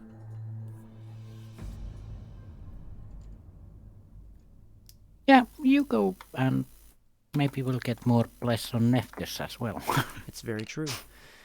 Seeing that the cultist has returned and is, again, trying to recharge some of this, like, blood magic, Mateo figures it worked once, why won't it work again? And he's going to try to shroud himself in the darkness. He's going to try to pull the darkness into himself. So I'm evading using willpower, which is 4 to 3. That's not great. I'll commit Rosary to be 5 to 3. Yep. I could basically, this is such a small map. Yeah, I'll throw Okay. open gate into it also. Fantastic. And then do I use Olive? No, I will save Olive for later. So I will go 6 to 3. And we're going to attempt to evade this Dark Sadist. A skull. Okay, hang on. Now this isn't a fight, so the text on it doesn't matter, which is good. The skull is 1 plus the number of connections from the Black Intro, so 1 plus 1 minus 2. Good. Doubled. Oh, fight attempt. Yeah, Yep. true. It's okay. So I evaded it. Excellent. And then I could move it to a connecting location, which I think I'm going to do, because then it will, like, it's evaded, but now it's moved, so the next time it readies and hunts, it will come towards you wherever you are, and that could be quite nice, potentially. It could be further away than 2, basically. Yeah. Right, I forgot. I have to place a clue on my location, which I will do to get rid of Fool's Rush In, because that seems really heavy. Yeah. Yeah, it seems really bad. And then, do I just go into the dark recesses and pull 2 cards? That also seems really bad. I need clues, Crosshair. We need clue tech. That's what we need. Yeah, and we need money. Well, okay, actually, I can help with that. As the creature as the cultist vanishes back into the darkness, sort of confused and having lost its way, Father Mateo de-shrouds himself, whips the cloak around, and turns it into a brilliant form of light. So this is Rite of Sanctification, sort of a cleansing spell. I'm putting up to 5 bless on it. Reaction: when an investigator at my location plays a card, I can exhaust it and release a bless token to reduce the cost of that card by 2. So it's not economy per se, but it helps, right? It's once per round because it's exhaust. That would be nice, though, wouldn't it? It's gonna help. So how many do you want to add there? Go for it, because we have plenty. Yeah, I think I'm gonna go for at least 5 to 5. 5. Yeah, I'm gonna do 5. Yeah, I'm gonna do all 5, and then. Yeah, it leaves still for Nephthys, and Nephthys will be using those anyway. So yes, and when Rite of Sanctification is used, the bless goes back in the bag. So release, true. right? I think release means to. Yes, release puts them back in the bag. So. This is now available, and we're at the same location, so I will pass the turn to you and say if you want to use it, just let me know. Well, I do need to study some mushrooms still. Classic. Yeah, of course. Just to get the things going. So, first up, Mary is also going to discuss the mushrooms with Nephthys, because for some reason, these mushrooms in this cave are for some reason, feel like important. Maybe it'll come back later, but they might lead they us feel somewhere. important. Yep. So I'm gonna I could just take 1 resource, but But you might gain up to 3. Yeah. And also Nephthys adds a knowledge, so That's true. So that would be a 3 against 5. 1 against 5 to 1, yeah. 1 against 1 against 5. See how this goes. Does Nephthys know about those little mushrooms? Seems so. She indeed does.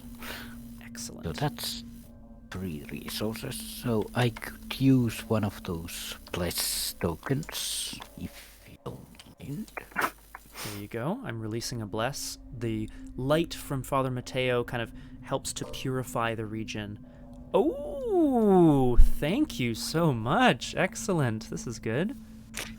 Yeah, as Father Mateo helps with the rite of sanctification and discussing with Nephthys about the mushrooms and all the meaning behind it and the darkness, how it all connects, Mary gains a bit of clairvoyance in the matter of how this dark cave connects to the events of Arkham as a whole. The tunnels beneath the rectory where all those kind of ghoul monsters were bears a resemblance, right, to these kind of like rocky tunnels as well. Maybe there is a whole city under Arkham of these tunnels. Who knows? Yeah, and after that revelation, do you say we try and get these clues out of here? If nothing else, I would love to earn some of the XP back that we spent coming to this scenario. So yes, that sounds good to me. So Mary is gonna use her newly found understanding to try and investigate this place. This small corridor. And that's gonna be a 3. And I use my knowledge instead of my book knowledge. Exactly. I use Head my knowledge brain instead instead of of book book. Yeah. Yeah. And if I succeed, it's a 1 extra clue. Let's see. Skull is a -2. So that's a success.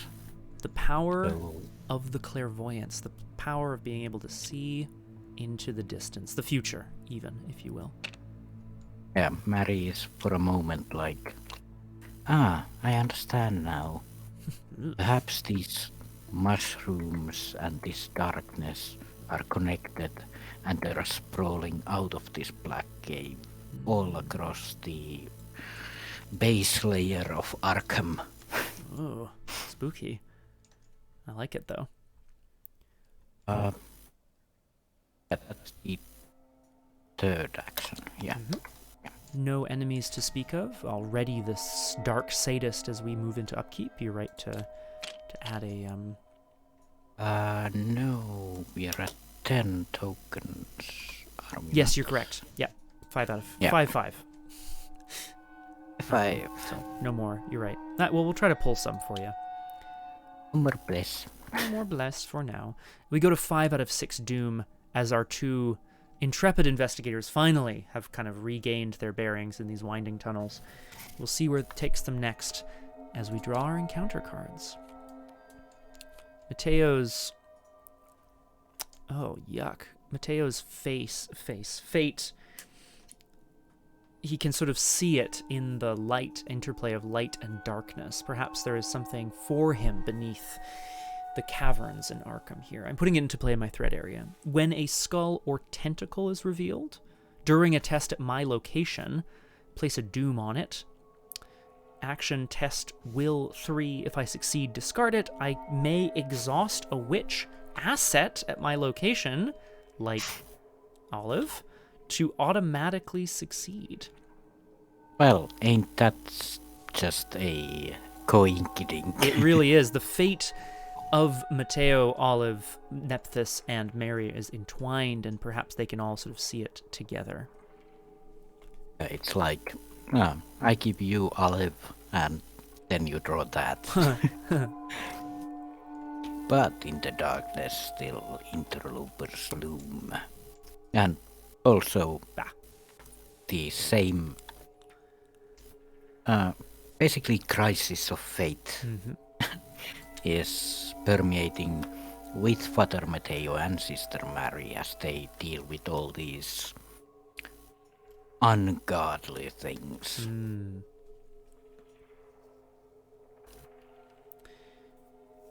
Oh, the enemies just ready. Sorry? Enemies? Enemies just ready. They didn't move. That's right. They haven't hunted yet, but they will in the next enemy phase. Or the next... Yeah. Yep. I think if it's all right with you, I mean, Mateo has a pretty good sense of what he's going to go and explore. Oh, actually, no, he won't. He's gonna explore somewhere else where there are clues. Might I suggest down there with the mushrooms? Yeah, maybe so, eh? I'm not sure quite how I'm gonna get clues yet, but I'll figure something out. What does it say after you reveal blah blah blah? Take a horror. Ugh. We'll figure it out. Also, don't move as a first action because. Nope, perfect. I will use rite of sanctification to have to empower the Holy Rosary that I carry to be able to play it for free. And then I may as well, I think, get rid of this ordained fate. I'm going to test willpower, but then I'm going to exhaust Olive to automatically succeed at this test. I think Father Mateo is kind of conferring with Olive about, like, what do you know? Like, how are we kind of tied up in the fate of Arkham and these tunnels and so on? And then with my last action, I will indeed head down to the sprawling caverns to the south. That's me. And as Olive and Father Mateo leave Neftes and Mary behind, like, see, your fate still leaves you alone. So Mary is just gonna also consider this ordained fate and just figure it out on her own. Because Neftes sure as hell isn't gonna help. But they're all mixed up in this together somehow, aren't they? All of these blessed, cursed characters. And still, Neftes kind of helps Mary with the +1. Yeah, So exactly. So a 3 on 5.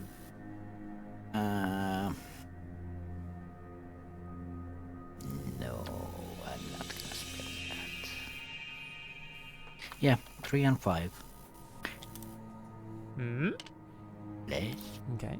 Oh, ooh. Now, is this a moment? Do you want to use your ability to avoid a doom? Well, I do, except that I do, and I'm very happy to use it. We are in the witching hour, i.e., we are going to advance the agenda next turn anyway. Now, it wouldn't get rid of the card. The card would have to stay. But that is a good question. Yeah, the doom will carry over, but it also can get removed. Well, yeah, exactly. When the agenda advances, all doom in play is removed. Ah, right. So yeah, it doesn't matter really. It doesn't do anything. No, it's too bad. Certainly. Yeah, cool. And let's just add another less in there. I'll put a doom on it for you. And we're back to 5 on 5.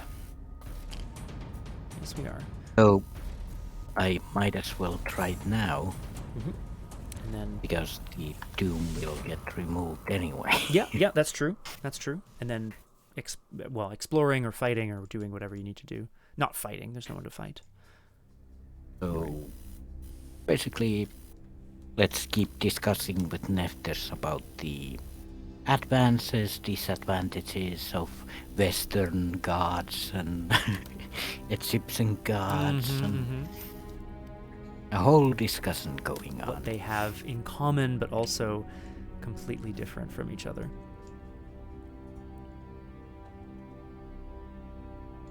Mine's too. Cool. That passes. So ordained fate goes away. Yep. And well, doesn't change the doom, but No, but it's still accomplished. That's good. What's next for you? more action. Should I go full hog or We need to open up more of these recesses if we want to advance the act at all. That's the objective, because we're trying to figure out where I guess the cultists are hiding, if they're hiding somewhere. We don't know. I'm gonna get haunted, and the first action to move would be anyway, so might as well. Yeah, and then you're right, they hunt twice because of the card that you have there, because of interlopers, Yeah. so it's coming to you anyway. I use the 2 clues. So use them if you got them. So Mary will explore deeper into the binding tunnels with Neftes after a long discussion about faith, and Mary coming to the conclusion that while she may not be fully sure on which god is the god, especially with all the things going on. She has to trust in the faith that she has. What she has, exactly. You scale the small waterfall. The quickly flowing water makes close investigation difficult. So it's a dark recess of a waterfall falling from the Arkham River, basically. Probably, yeah, you're right. Probably, yeah. So yeah, it's a 2-shroud, 2-clue location. You scale the small waterfall is an action. After you discover any amount of clues from this copy of Dark Recess, if the above action was not activated this round, discard the top 2 cards of your deck. Okay. So basically, you lose items and stuff while stuff falls out of your investigating. pockets. Yeah. Basically. Okay. Well, we know what is happening. Interlopers have been called, and the horrible sadist moves towards Mary now this time.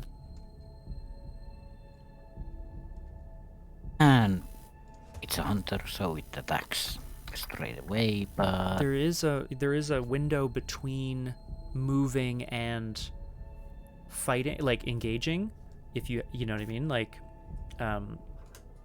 there's a window there, and you can also fight.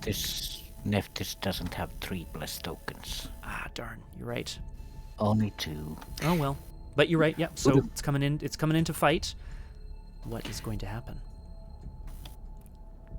Well, basically the same thing that happened with Father Mateo, and it surprises Mary as well, as the blood tendrils strike out and then fizzle against an unseen barrier of light. Mysterious indeed. This cultist is definitely going to get pretty pissed off, I think, shortly. It's a bad day. It really isn't going well. Ooh, that's fun. Very fun. Oh, that's a draw. How many blesses? We are still at 10. I think we're 5 out of 5 right now. Last I checked. Yeah. As we move to 6 out of 6 Doom, we advance our agenda to Agenda 1B, Warded Within. With a sudden flash, bloody sigils smeared on the walls of the cave begin to resonate with power. Olive's eyes trace quickly over the designs, and she swallows nervously. They're warding hexes. Brace your mind for a shock. In player order, each investigator tests Will 4. Before any tests are made, any one investigator may exhaust a witch asset they control to reduce this test's difficulty by 1 for each investigator. Each investigator who fails loses an action and a horror. I will have Olive assist us with this. I feel like that's, she, as she's been doing, she's going to use her powers to make sure to try to resist the hexes as well. The sigils, rather. So it's 3 difficulty. 3, exactly. So I'm going to test 5 to 3, and I'm just going to test it like that. Yeah, just like that. Father Mateo's mind shudders but does not break. And I'm going to test it 5 to 3 as well, because they're quite on the same page, Father Mateo and Mary, at this point of time. 100%.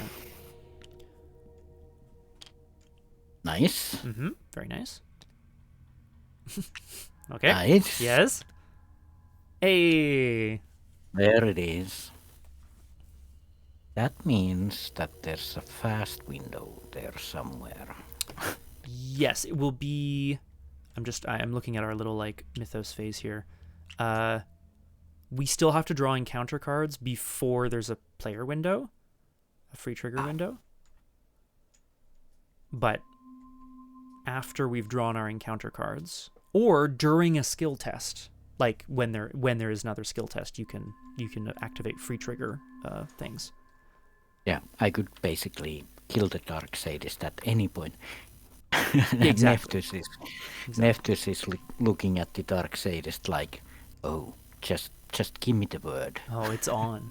Agenda 2A, Dark Flow. The atmosphere grows steadily more tense as the sorcerers continue building their dark ceremony.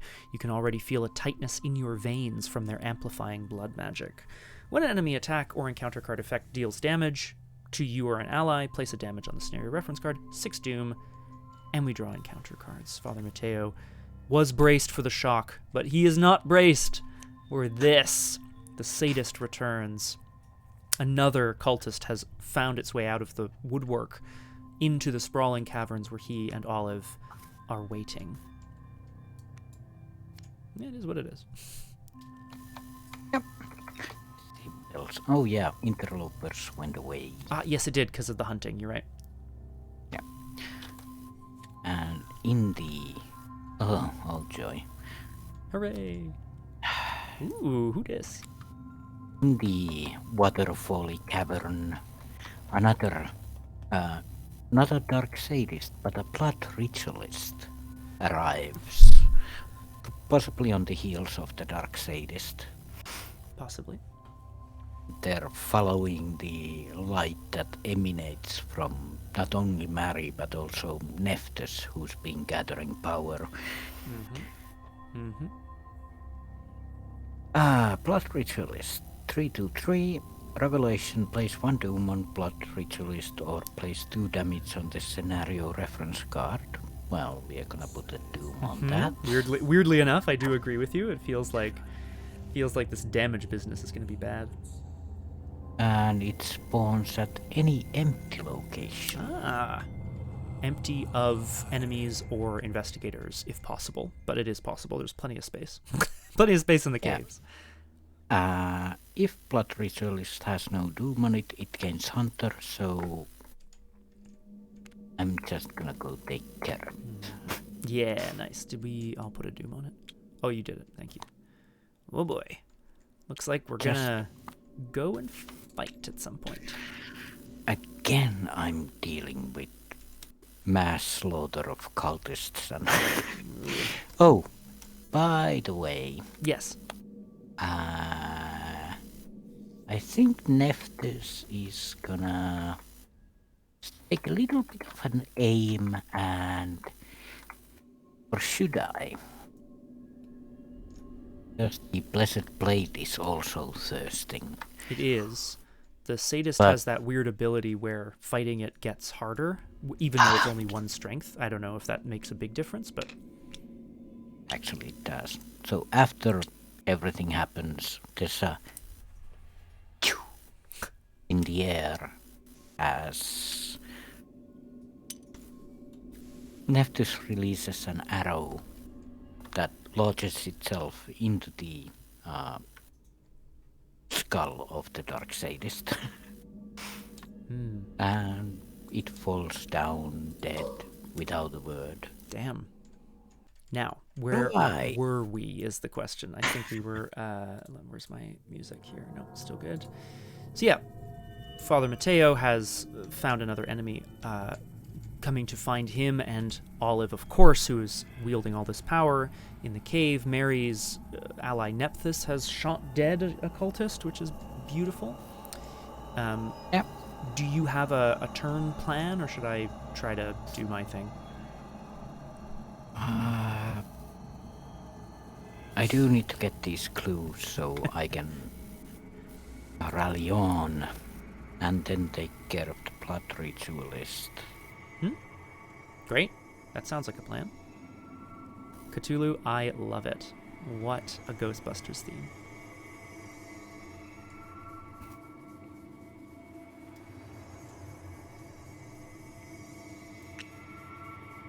I'm just wondering, can I discard 2 cards? I can. I don't really need them. From the top of your deck, I think it says. Yeah. Yeah, and they might be weaknesses. Who knows, right? They might not be... They might not be, like, key things. If we're lucky. So that would be a 2 against... 5? Yeah, I don't have anything. So... Lose... 3 ritualist and hopefully also stab it. Yeah, that would be cool too. Cthulhu, the damned effect that Mary pulled this time was to replace the highest non-negative token in the bag, a +1, with a skull. But we swap them back after the game ends. So there is, even though it's not supposed to affect anyone other than the damned character, of course it does this time, which is too bad, I guess. I want to. Mary's just gonna chat with Neftus and lose a couple of stuff while she investigates this place. Tries to find any kind of connection with the darkness and Arkham and these tunnels. Beautiful. Okay. Does it do a bad thing? Oh yeah, you're discarding. Sorry, you do that first. My bad. Bandolier and Talisman. Not great, but not bad. Clairvoyance, I think, has a trigger, and then you also get your clues as well, I seem to recall. Cthulhu, what are you referring to in terms of changing at each test? Yeah. Best tarot for Jim Sculver. That's really nice, yeah. Right. One horror. Blech. Yeah.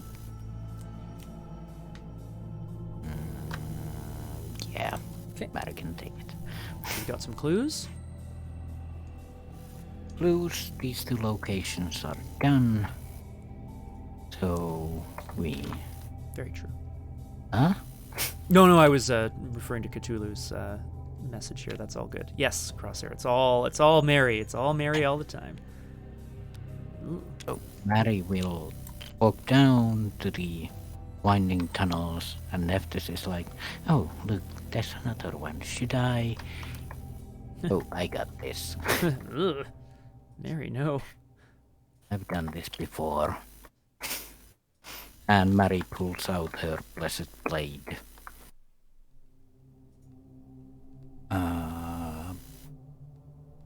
And we're gonna exhaust it.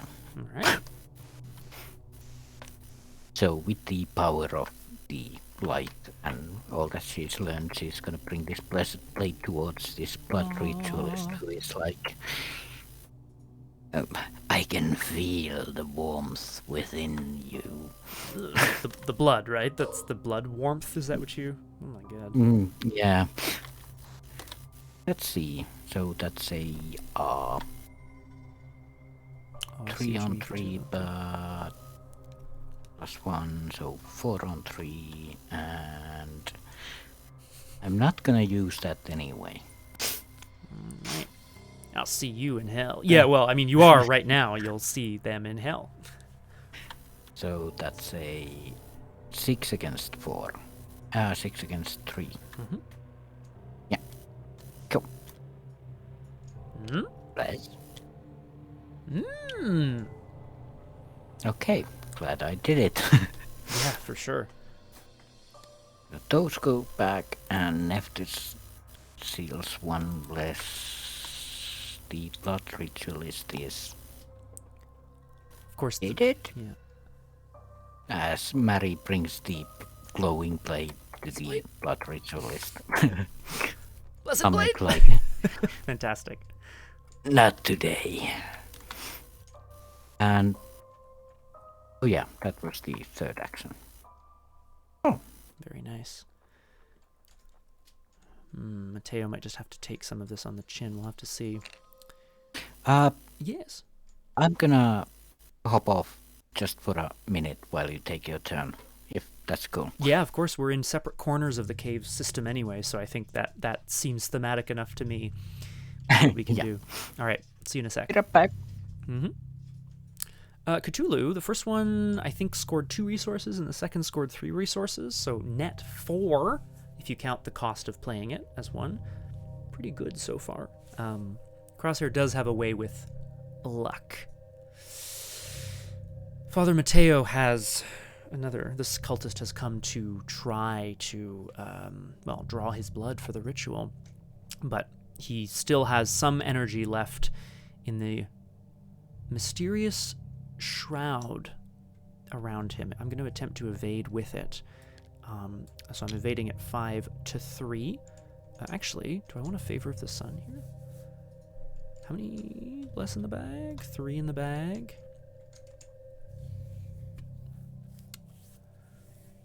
Favor of the moon is useless to me, unfortunately, because ain't no sunshine where we're going. There's no there's no what am I looking for here? Curse tokens in the bag. I feel like that's useful, right? Yeah. It's fast. I'm gonna release a token on Rite of Sanctification to play it for free, and then I'm going to immediately seal 3 bless on it. No fate to tempt yet, but they're coming, I'm hoping. So I'm going to evade using willpower. I have 5 versus the 3. I am going to... Nephthys is when they would be removed from the bag. So yeah, so I will do this. I'm going to exhaust Favor of the Sun to reveal a bless token to be 7 to 3, and I'll draw a token as well. I know that's insane, but like I'm doing it. Okay, so I didn't have to, but that's fine. And then I will release a token, and then I will seal it on Nephthys, because they would have been removed from the bag instead. We evade the Dark Sadist. I will move it to a connecting location. Do I want to do that, actually? No, I don't, because second action, I'm going to play over the Shroud of Shadows. Armageddon. And then we're going to try to blow it up, if we can. Oh, hello. Welcome back. All's well, I hope? All is well. Yeah. Lovely. Just had to stuff my mouth with marshmallows. Oh, delicious. That sounds really good. So, Crosshair, I have Father Mateo called upon the blessings of the Holy Father, the Son, if you will, like, you know, not literally the Son, but the Son of, I don't know, God, I guess, or whatever. I sealed some bless tokens on it. I then released one in a test, so I put it on Nephthys for you because it would have left the bag, so I put it on Nephthys instead. Yeah. And then I played my Shroud of Shadows has officially run out of juice, but it's okay. We whip off the cloak and turn it into a burning hellscape to fight instead. I'm gonna fight this. Mushrooms. Yes, burning mushrooms, exactly. Some of them must be flammable, right? I'm gonna last action fight. I have a willpower of 5. I am fighting at 5 to 1, but of course this Dark Sadist has double the modifier of each token you reveal, so I'm just gonna hope to be lucky here. 5 to 1. I am going to... Yes, I'm doing it. I'm using Father Mateo's ability. This is, I think, the 3rd tentacle this game already. I'm treating it as an Elder Sign, which is an automatic success. So I will instead, as the energy from the Shroud of Shadows, as it bursts into flame, Father Mateo can feel it scorching his own skin, but he closes his eyes, says a quick prayer to his god, and the flames leap back off his flesh and into the cultist, who goes screaming into the abyss. My ability says if I reveal an Elder Sign, draw a card and gain a resource, or take an additional action. I think I will draw a card and gain a resource, because I need clues, baby. Some way of getting clues. But that is me. Excellent. That killing. is us. That's us. It's true. Excellent killing, so to speak. We go to upkeep, where we draw cards and gain resources. Well, look who it is. Interesting. Oh, Not sure how that's useful this actually is, to be nice. honest, but we'll see. I'm starting to like a card that I didn't think was nice. Nephthys, right? No, I'm just kidding. Yeah. Ooh. There's, yeah, actually 3 there. Oh. So, cool. We go to 1 out of 6 doom as they contemplate how... I should mention the objective, of course, is to reveal 6 or more copies of Dark Recesses. We've revealed 2. They have an ability on them that says when you would move to it, draw the top 2 cards of the encounter deck. You can spend 1 clue per card drawn to cancel that effect, which is yuck. Exactly, Cthulhu. And now we have her. So I think that's pretty sweet. But I also have Olive. Anyway, we go to 1 out of 6 Doom. Of course. The rituals continue. I can either place a Doom on Blood Ritualist or place 2 damage on a scenario reference card. I will choose to place a Doom on him and spawn him at any empty location. Which... Back cave entrance would be great, because I think Olive and Nephthys will be alright. Yeah, are you... Well, I mean, Mike, are you headed right or through the middle? Like, where can I... I would be thrilled to put you wherever. Oh yeah. Just put it on these sprawling caverns then. You love the sprawling caverns, right? Space. Yeah. Sprawl instead of wind. Yeah, exactly. That's me. Even if it breaks my always left rule, but... Well, what is right if not 3 lefts? In a 2-dimensional space. I don't know. I could always release Nephthys 3 tokens back into the bag, but not quite yet. Mm-hmm, mm-hmm. So, while we are at the wind tunnels... Mm-hmm. Ritual. Oh, well, boy. Of course there is. There's the... For every 2 tokens on this scenario reference card. Mm-hmm. We have none. Okay. So, test will to... if you fail, take 1 horror. If you fail by 2, take 1 additional horror. If you fail by 4, take 1 additional horror. Yikes. So, basically the blood is boiling inside of Mary. Like, this whole ritual is grasping at her lifeblood and trying to take it out of her through any orifice possible. Yeah, yikes. But yeah, that's 5 against 2 because we don't have anything. Mm-hmm. You're right. No blood has been drawn from us yet. These are the cards I meant. These yes. Great for token, like skill test. That's 6 against 2. And did I have any? No. But yes, Cthulhu, it's Derek Zoolander himself who is not an ambi-turner, as he says in the movie, which is great. 6 against 2, you say? That's it. That'll do. No problem. Take that, vicious ritual. Not today. Mary just focuses with the help of Nephthys and her newly found clairvoyance. Like, nope, it's just in my mind. And I guess the guardian angel light that she has newly learned about also protects her a bit. Exactly. Now, my question is, am I just going to rush in and... I mean, I know we just got rid of that, rushing in, Fools Rush In card, but I might just rush in instead. I can't... I don't have any way of getting clues right now, which is really, really tragic.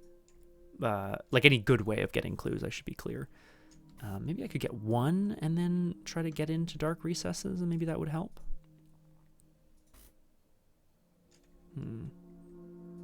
Yeah, and you do have a way of dealing with the... It's true. It would boost my investigation. It's a good point. And yeah. if you do take damage, I can also help with Guardian Angel one more time, so... Thank you very much. It's very kind. Father Mateo will, within these massive caverns where he managed to destroy the cultist, the darkness continues to press in, but he lights a small candle. A ritual provided by Olive, of course. Something to light the darkness and hopefully keep the blood magic at bay. Second action, I'm going to investigate this location. I'm 3 to 3. And I know this is wild, but I'm gonna release a token on Favor of the Sun, which you can pull immediately onto. Well, no, not during the task. Well, no, you can do it. Yeah, you can pull one immediately onto Nephthys because I'm using it right away. Or I could also use a fast action to release 3 back into the bag and take 1 back. Yes, like yeah, you're right. You could put 3 into the bag and then get 1 immediately because I'm using it. Yeah, I'd say if you want to do that, which would basically just mean putting 2 back in the bag. Yeah. Yeah. So I'm gonna. Is that right? Yeah, only 1 on Nephthys. Yeah. Okay. That's good. So having released or having used a bless token, I'm now 5 to 3, plus 1 from the ritual candles, but I still have to draw a token, which is a bless, and another bless, and I mean, I should have known, right? I should have known. Should have used Olive McBride. Yeah, I just sealed 2 back into Nephthys. So, but you're even, basically, is what I'm hearing here. Fuck it, I can't. We can't just sit around, Crosshair. I can't just. I honestly, also, I should mention in passing, I don't know if we're even gonna finish the scenario because like we haven't advanced the act. I don't know what's gonna happen. You know, what a tentative. Yeah, it might be a long one. I'm good, but depends on if you have things and stuff. Yeah, I want to see where we're at in sort of 15 minutes or so. I don't want to. I'm not setting like a hard time limit on streams, but I want to make sure that we prevent those like 4-hour-long horkers that we've had a few times because it's intense, right? Yeah. And then, am I last action drawing encounter cards? No, that's insane. Why would I do that? Did I drew a tentacle, so I have to take a horror, which I will put on Olive. No, last action, I'm just gonna draw a card. Don't be a fool. There we go. That's why I drew a card. Hey, okay, cool. I have a better plan now, Crosshair. Somewhat. Excellent. All over to you. Well, Mr. Marian Nephthys just still arguing and discussing the validity of different gods and beliefs. Because Nephthys is one of those annoying ones who just won't let go. Yeah, exactly. Even after, well, she's a cat person anyway, so she's one of those. Oh, well, I do get what you're saying, but still. And while they walk across to the sprawling caverns, well, we have to reveal first. You're right. Into another open cavern. It's connected to everywhere. The ground is treacherous and uneven throughout. Moving from this copy of Sprawling Caverns costs 1 additional action unless it's your first action. So this one is unless it's your first action. And the other one was unless it's not your first action, which is interesting. Yeah, and as they walk to the Sprawling Cavern with perilous drops, and there's this blood ritualist who's like, "You have ventured into the..." falls down into the cavern as Nephthys just releases a arrow into the head of this blood ritualist, just as before. Anyway, as I was saying... Amazing. Just absolutely killing it. Can I remove the 3 from the bag as well? Is that... Oh, right, true, yeah. I mean, I still think we're doing pretty well. All things considered. Oh, for sure. Bless-wise. Okay, excellent killing, excellent killing. I've just got that done, and they go on ahead and check around these sprawling caverns for anything special as... let's put that clairvoyance to use. Yeah, good idea. And we investigate 5 on 3.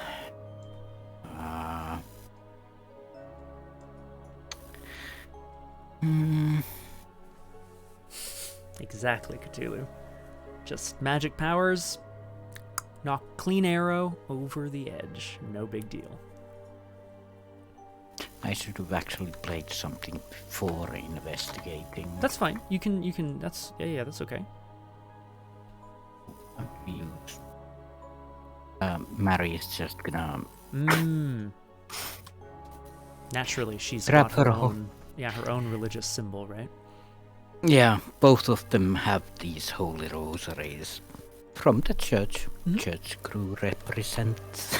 Church crew represent. Yeah, exactly. And just clutching them as they walk around, still pondering on Nephthys' words. And then we investigate 3 against 6. Much better.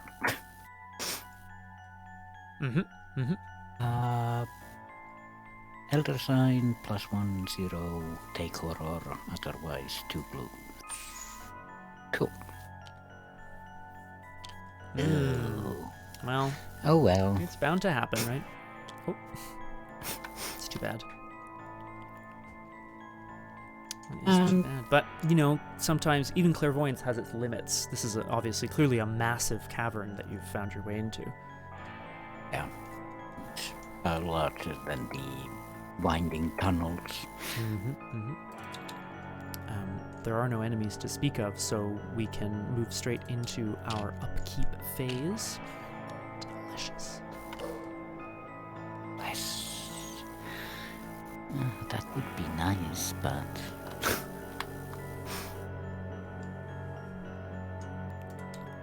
It would be nice, but... Yeah, I'm okay. missing a piece. Just looking for... Where is it here? Yeah, why would she... Exactly, she wasn't terrified. I'm just looking something up here, Crosshair, really quick. My apologies. But if you want to add a Doom and draw an encounter card, feel free. If you want to. I'm just looking at the timing of something, if that's okay with you. Yeah, we go to 2 out of 6 Doom as Brother Mateo is investigating these sprawling caverns where Mary used to be, and Mary is at the other side of these sprawling caverns. Exactly. Alright, I will draw an encounter card here. Ah yes, the price that we must pay in this blood ritual is the blood price. Put it into play in your threat area with 3 damage on it. When you play a card, take damage equal to the amount of damage on blood price and then discard it. But I can pay a resource to remove a damage. And that's annoying, but, you know, I think I'll live, I guess. Pay 3 resources and get rid of it, basically. Yeah, that's annoying. That's all my money. Yeah. But then again, we are on a clean sweep here. Yes. For now, yeah. Yeah. See what's on the other side of the sprawling caverns. Stolen blood. Revelation, you must choose one. Take 1 direct damage or deal 3 direct damage to an asset you control.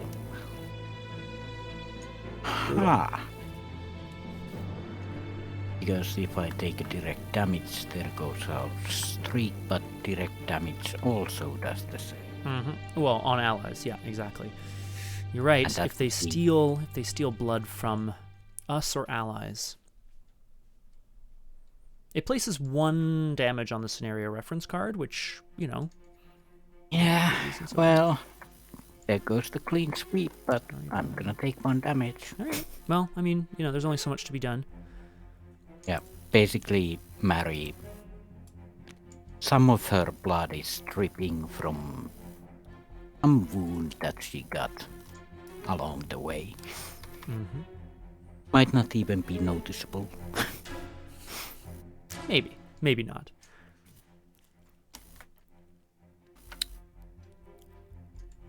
We go back to the investigation phase.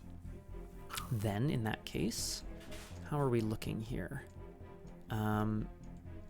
You've got the ability to go into one location. I can maybe get some clues and do the same. Yeah. I can basically go to 2 locations if I take a risk. Yeah, that's true, which is maybe what we want to do, right? Maybe that's all we want to do is open up these locations. I'll jump in here and pay the price as the blood kind of like bubbles to the surface of his veins. Mateo can feel his own blood being kind of pulled from him, and he's going to resist as strongly as possible. I'm going to remove 3 damage from blood price to do that. And then I think I can do this. I'm going to spend an action. I think I can do this, Crosshare. Hold my beer. I'm going to uncage the soul. And I'm playing a card, so I'm exhausting the Rite of Sanctification, and I'm releasing a bless token back into the bag. And then you reduce by 5. Yes. And then I have to get rid of this Rite of Sanctification, so the other bless token also goes back in the bag, because I'm playing over it with an Eye of Chaos. There we go. Ah, nice. I think that's I don't see why. I mean, I can see why that might not work, but I'm saying it works. I'm saying it works, damn it. First, I was just looking at this, but Uncage the Soul first happens. And that just means that you reduce the card cost. But the reaction action is Rite of Sanctification happens next. It's when, right? When you play a card. Yeah. What I can't kind of tell is like whether I have to bump it out of the slot like as I'm playing it or immediately after I play it. I feel like the timing is okay. When you play a card, then the old card goes away. So the Rite of Sanctification trigger happens before the bump happens. Yeah, because I'm playing... Oh, actually, though...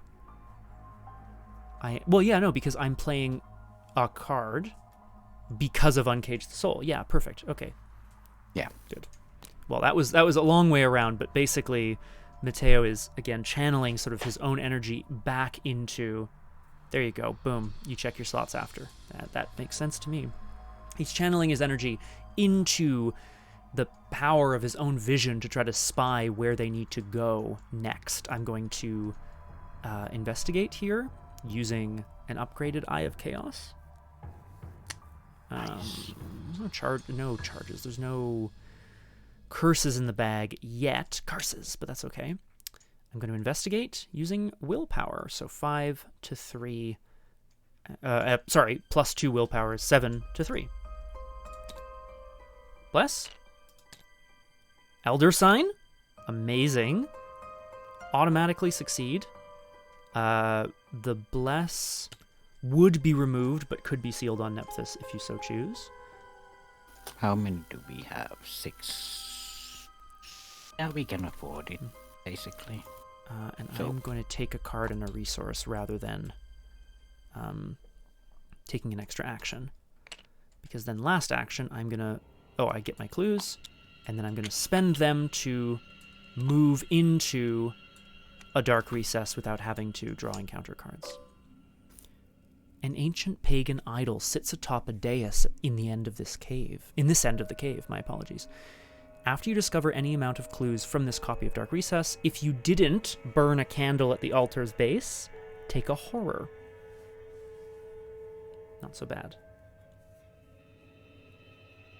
Ah, perfect, Cthulhu. Yes, that is a ruling that I do remember hearing about. Play an Octopus Joe. That does make sense to me. And that's my turn, Crosshair. He's found his way into another recess of the cavern where a small idol, a small little altar sits, and he's going to go and investigate it and see what he can find. Joctopus, exactly reading. Ew. 8 hands for tools, right? Play it with tool belt? Ridiculous.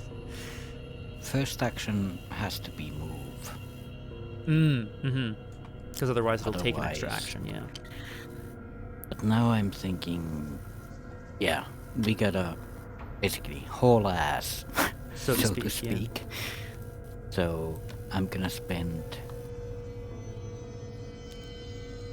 Do I spend none on this or 1? Interesting question. Because I'm gonna draw the 2 anyway. The question is whether you think you can handle 2 immediately, like one on top of the other, especially if it's, 2 enemies or whatever. As long as it's not 5 horror, I'm fine. Well, yeah, I mean, that's a good point. Well, you have your rosary anyway. Oh yeah, true. Yeah, I'm just gonna run in. Damn. Without using any clues. Amazing. Mary is like, okay, enough with these gods and stuff. We have a job to do here. Yeah, exactly. All right. Well, you have to. Oh, yeah. Sorry, you have to draw the cards as well as you enter. I guess as you enter. Yeah. The cave floor is slanted and difficult to traverse. You anchor yourself to stalagmite. After you end your turn at this copy of Dark Recess, if the above action was not activated this round, lose the 2 resources, which is fine. Okay. Yeah. Oh, I'm going to draw 2 encounter cards. Stolen blood. Yes. Okay. It's happening.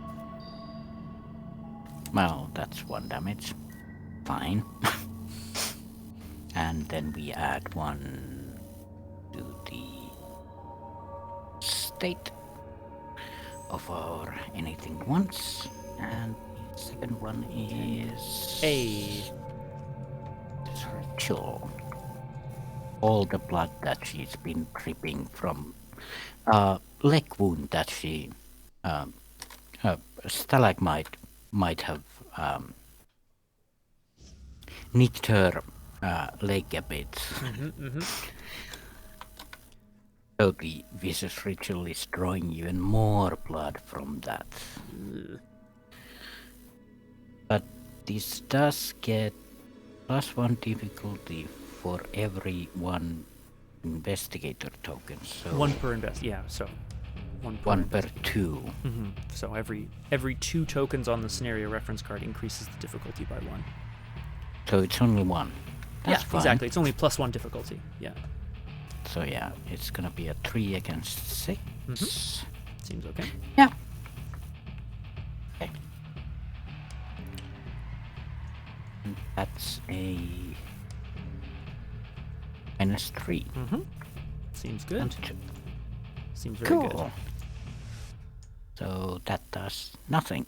Still, Mary persists. Exactly. You're resisting the pull of the blood. Yeah. Very good. And that's that location. Now the question is, do I just want to go to the other location and clear it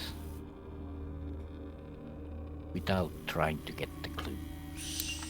Oh, right. Right. That's Sprawling Caverns. Yeah, oops, sorry. You will want to, I guess, end your turn at Sprawling Caverns, because then you can move out of it without a penalty, which is good. Yeah. So, I might as well try and get a clue here. Yeah. Seems Or... Oh, or something else. Yeah, actually something else, because... They're like... Marinette is like, there's nothing here. Just cave. There's nothing here. Sure, perfect. Okay. And move back to the Sprawling Caverns. And Mary just... takes out her trusted thermos.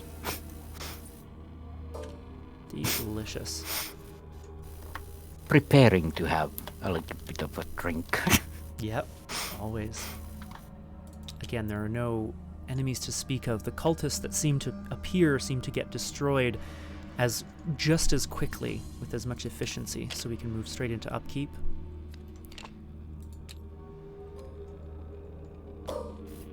Thank you. Alrighty. We go to 3 out of 6 Doom. I think we have time for another round, probably, hey? Yeah, Yeah, I think we so. should be able to clear things up. Classic. However, of course, now that I say it, getting the, dealing with these cultists, yes, it takes time, but there are many of them. Father Mateo is shocked at how many of them there seem to be everywhere in the caves. Yep, that's my draw. And back at these Evans. Low birds. Ooh. The darkness still persists around Ariel. She has something around her, this aura of blessedness, so to speak, that this place doesn't like. Especially now that Olive isn't with her. Mm-hmm. The one pushing back the darkness, yeah. And there we go. Whoops, sorry, didn't see. What did you pull for the test? Oh, right. I just take them on the chin like... Oh, no big deal. Okay. Here we go. So 3 and 3. Go. Yes. Excellent, Fine. Tula. That's what I like to hear. Yeah. Okay. -1, so... Nope. No, well, okay. So interlopers, indeed, the alarm has been sounded for the one who is no longer with Olive McBride. Very thematic, and I like it. What do we think? One more round? Yeah, let's do it.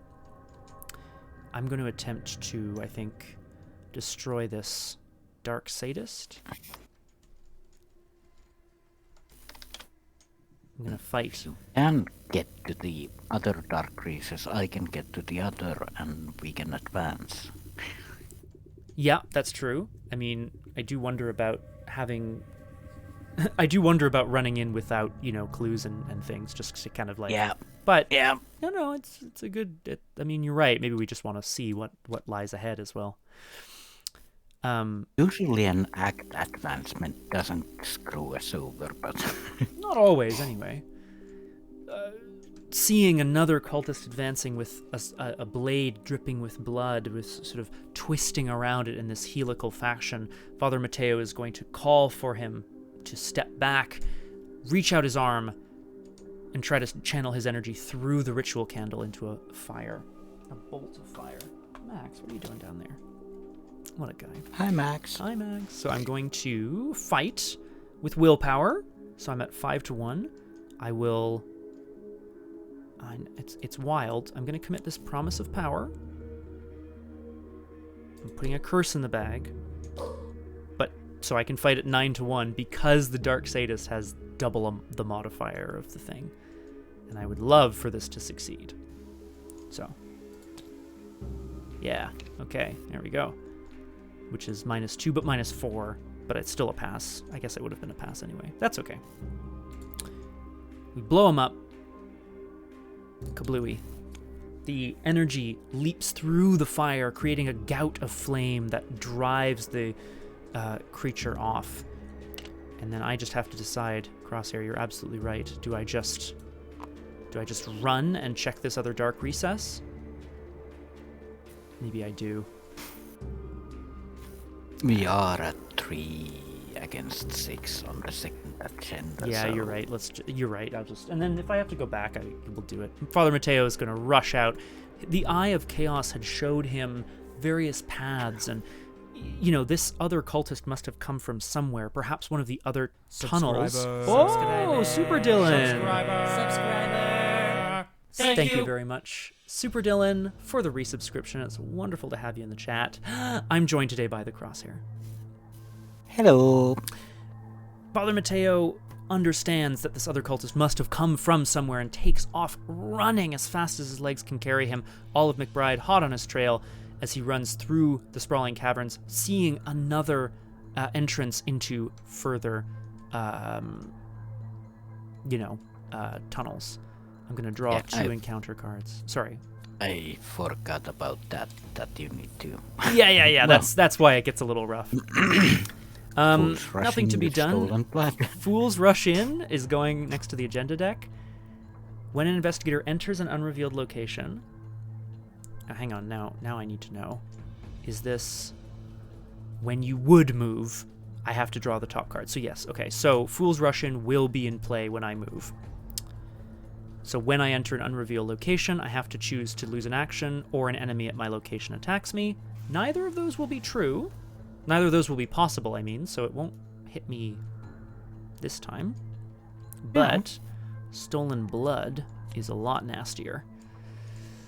I'm going to take a direct damage and then I'm going to put another token on the scenario reference. As Mateo runs down, he does indeed scrape his side against the cave wall, and some of that blood drips and turns and disappears down the hallway. Shnikes. This chunks of debris clatter down a towering mound of rock at the end of the investigator phase. If this action was not performed, I have to deal a damage to each investigator here, so I'll be taking another damage. Damn. So this is actually we need to rush things.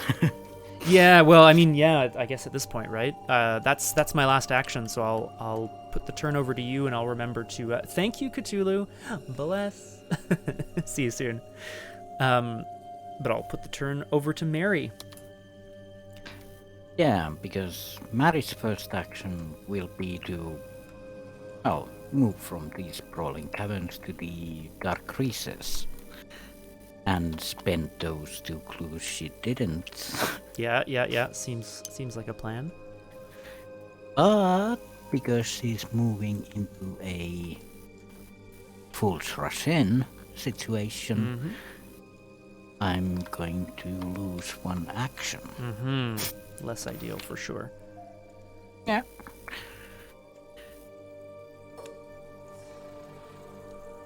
Hurl a stone. One could easily get lost in these shadow paths. You hurl a stone down a dark tunnel. After you discover any number of clues from this copy of Dark Recess, if the above action was not activated this round, lose 1 action. Okay. But there are 6 or more revealed copies of Dark Recesses in play, so I am going to advance, and then we will identify where we're at here. Light at the end. Slowly you gain a vague familiarity with the twisted passages of Black Cave, noting each convergence and divergence mentally. Through trial and error, you uncover the paths the sorcerers themselves have most recently used, leading to yet deeper sections of the cave. Put the set aside Pool of Blood location into play. Oh, yay! I think it connects to, it's red, so it connects, I'm going to put it down here in front of us, but I believe it connects to all of the dark recesses. Because it's got a red square. Red X. Yeah, all of them have a red X. Okay. Agenda, go ahead. Dark recesses don't have victory points. Yes, correct. You're right. Yeah. Act 2A, Place of Power. Down the furthest tunnels from the entrance, a faint red glow emanates dimly up at you. That's definitely the way, Olive states with an uneasy shift. I can feel the concentration of magic there strongest. They're down there, and their leader will be waiting. When an investigator enters Pool of Blood, you must immediately advance. I have a bad feeling about this. Yeah, buddy. That's what I like to hear. I have one action left. Are we going to break after this one? I wonder whether we should pause the scenario, and come back to it next week. Yeah. Honestly, as you might know, not everyone might know, I have a lot of free time now. Suddenly. So we can definitely take some night, some day, during the week, even before Saturday, if you're up for it, and finish up this one before the next Saturday. But yeah, I think a daytime might be perfect, because it seems like we just go to the Pool of Blood and then maybe their leader is there, and maybe we have to defeat their leader. I don't know, but we'll see. Yeah, there's still at least 9 doom to go, I think. And we still need to get to the Pool of Blood. Yes. Well, actually, exactly. Yeah. I could, as a last action, go to the Pool of Blood. Yes, and we could see what it is, we could advance the act, and then we would be poised to pick up from that dramatic moment next stream, if you want to. Yeah, it's a nice thematic ending to a cliffhanger for Mary and Nephthys to enter the Pool of Blood as they... Yeah, let's do it. All right. It's a stupid move, but thematically, it's a nice one. We like to see it, for sure. Your sister Mary moves down, tossing some stones into the dark tunnel, wondering, because she can't hear the warnings of Olive. It's true. And she finds herself at the glowing cavern, echoes with the low chanting of occult words. The concentration of magic is almost tangible. At a pool of blood. Whoa, hello. Where did they get all this blood in the first place? Just how long have they been committing these atrocities? Woof. And you would discover any amount of clues from Pool of Blood. Add 1 damage to the scenario reference card. Discover 1 additional clue. Limit once per round. So I guess as you try to hunt for things, you can kind of contribute to the Pool of Blood yourself, to empower yourself. But when an investigator enters Pool of Blood, you must immediately advance. Dare I? Yeah. Den of Evil. The red glow strengthens as you step down the narrow tunnel until it widens into a spacious cavern. Blood Mart. In the center, an enormous pool of blood churns and ripples with growing power. A man in ceremonial robes stretches his arms over the pool, chanting profane words alongside his cronies.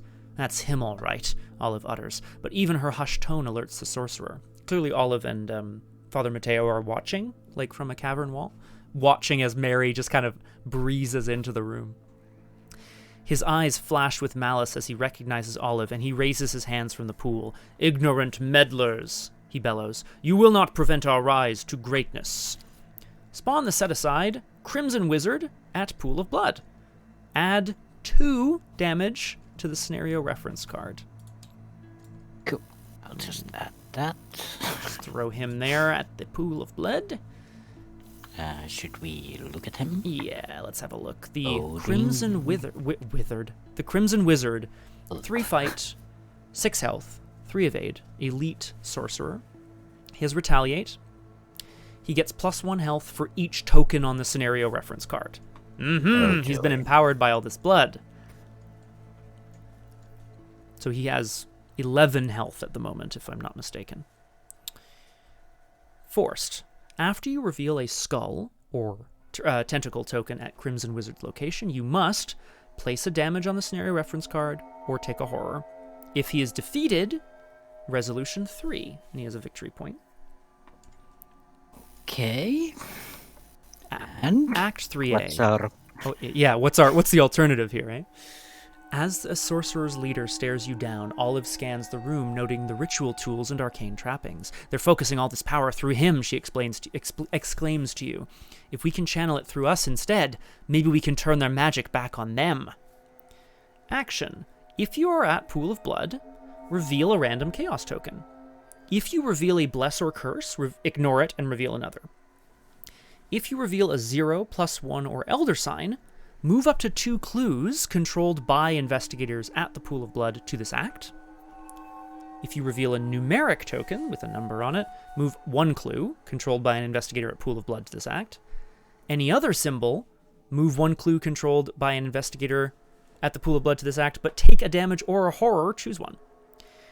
If there are 6 or more clues on the act, advance. Well, this is quite interesting. Like, I was speaking about Olive moving to your control when the witch card came around. Mm-hmm. And now the judgment curse from Damned comes into play with all the skulls. Of course. And he's ready to destroy. He's ready to fight. He has 11 health. For the moment. I think that's going to get even higher, unfortunately. Yeah. Also, it's the end of my turn. It's the end of your turn. Yeah. So... should we still go through until we're back to investigation? Like through mythos and so on? Enemy upkeep? Because... Mhm. Yeah, because that might be like a clearer place to continue. Or do we want to do the enemy stuff at the start of the next? I mean, I don't think it'll take more than a minute, so I don't mind. We can kind of reset and know where we stand when we start. I have to take a damage at my location because of where I am, and then enemies will fight. I think that's all pretty straightforward. So I think we can... Oh yeah. Yeah. You take damage, and we also place a scenario reference card. Yes. For Exactly. all the damages. Yeah, exactly. At least I can avoid 1 damage with Guardian Angel. Mm-hmm. Now the question becomes, do we want to kill this thing, or... Well, but again, that's going to be, I think, a discussion for next time when we know a bit more about where we stand. Yeah. I mean, let's be... maybe I'm wrong, because I know clues are a bit harder to come by, but he's going to have minimum 12 health. That's a lot of damage, more than we can do comfortably, quickly, right? You and me. Yeah. How are we on the bless? We're at 62. Nephthys might come in handy. Yes, very true. Very true. So in the enemy phase, right, he'll attack as well? And we can 1 maybe process damage. 1 damage, 1 horror. I can take 1 damage and 1 horror quite easily. Yeah. Okey-dokey. Let's do that. And then we move to upkeep. It's nice. Not great, but nice. Oh. Sounds like something good. That's so good. I have no idea what kind of cards you would be looking at that would be really good in this scenario. I honestly have no idea. It's... yeah, we add 2 damage to the scenario card. 1 from you and 1 from the attack from Crimson. Yeah, you're right. 13, Right. 13 health, and Yes. you're right, he's engaged with you. as we go to 4 out of 6 Doom, we'll draw our encounter cards as well, and then we'll wrap it up here so that we can have a climactic battle, perhaps during the week, like you say. Yeah. But we'll see what the mythos brings here. Naturally, Mateo and all of his calling for Mateo to like hurry up and try to bust through all the debris so that he can go and rush into the pool of blood and help, but he stumbles. I'm testing 3 to 2.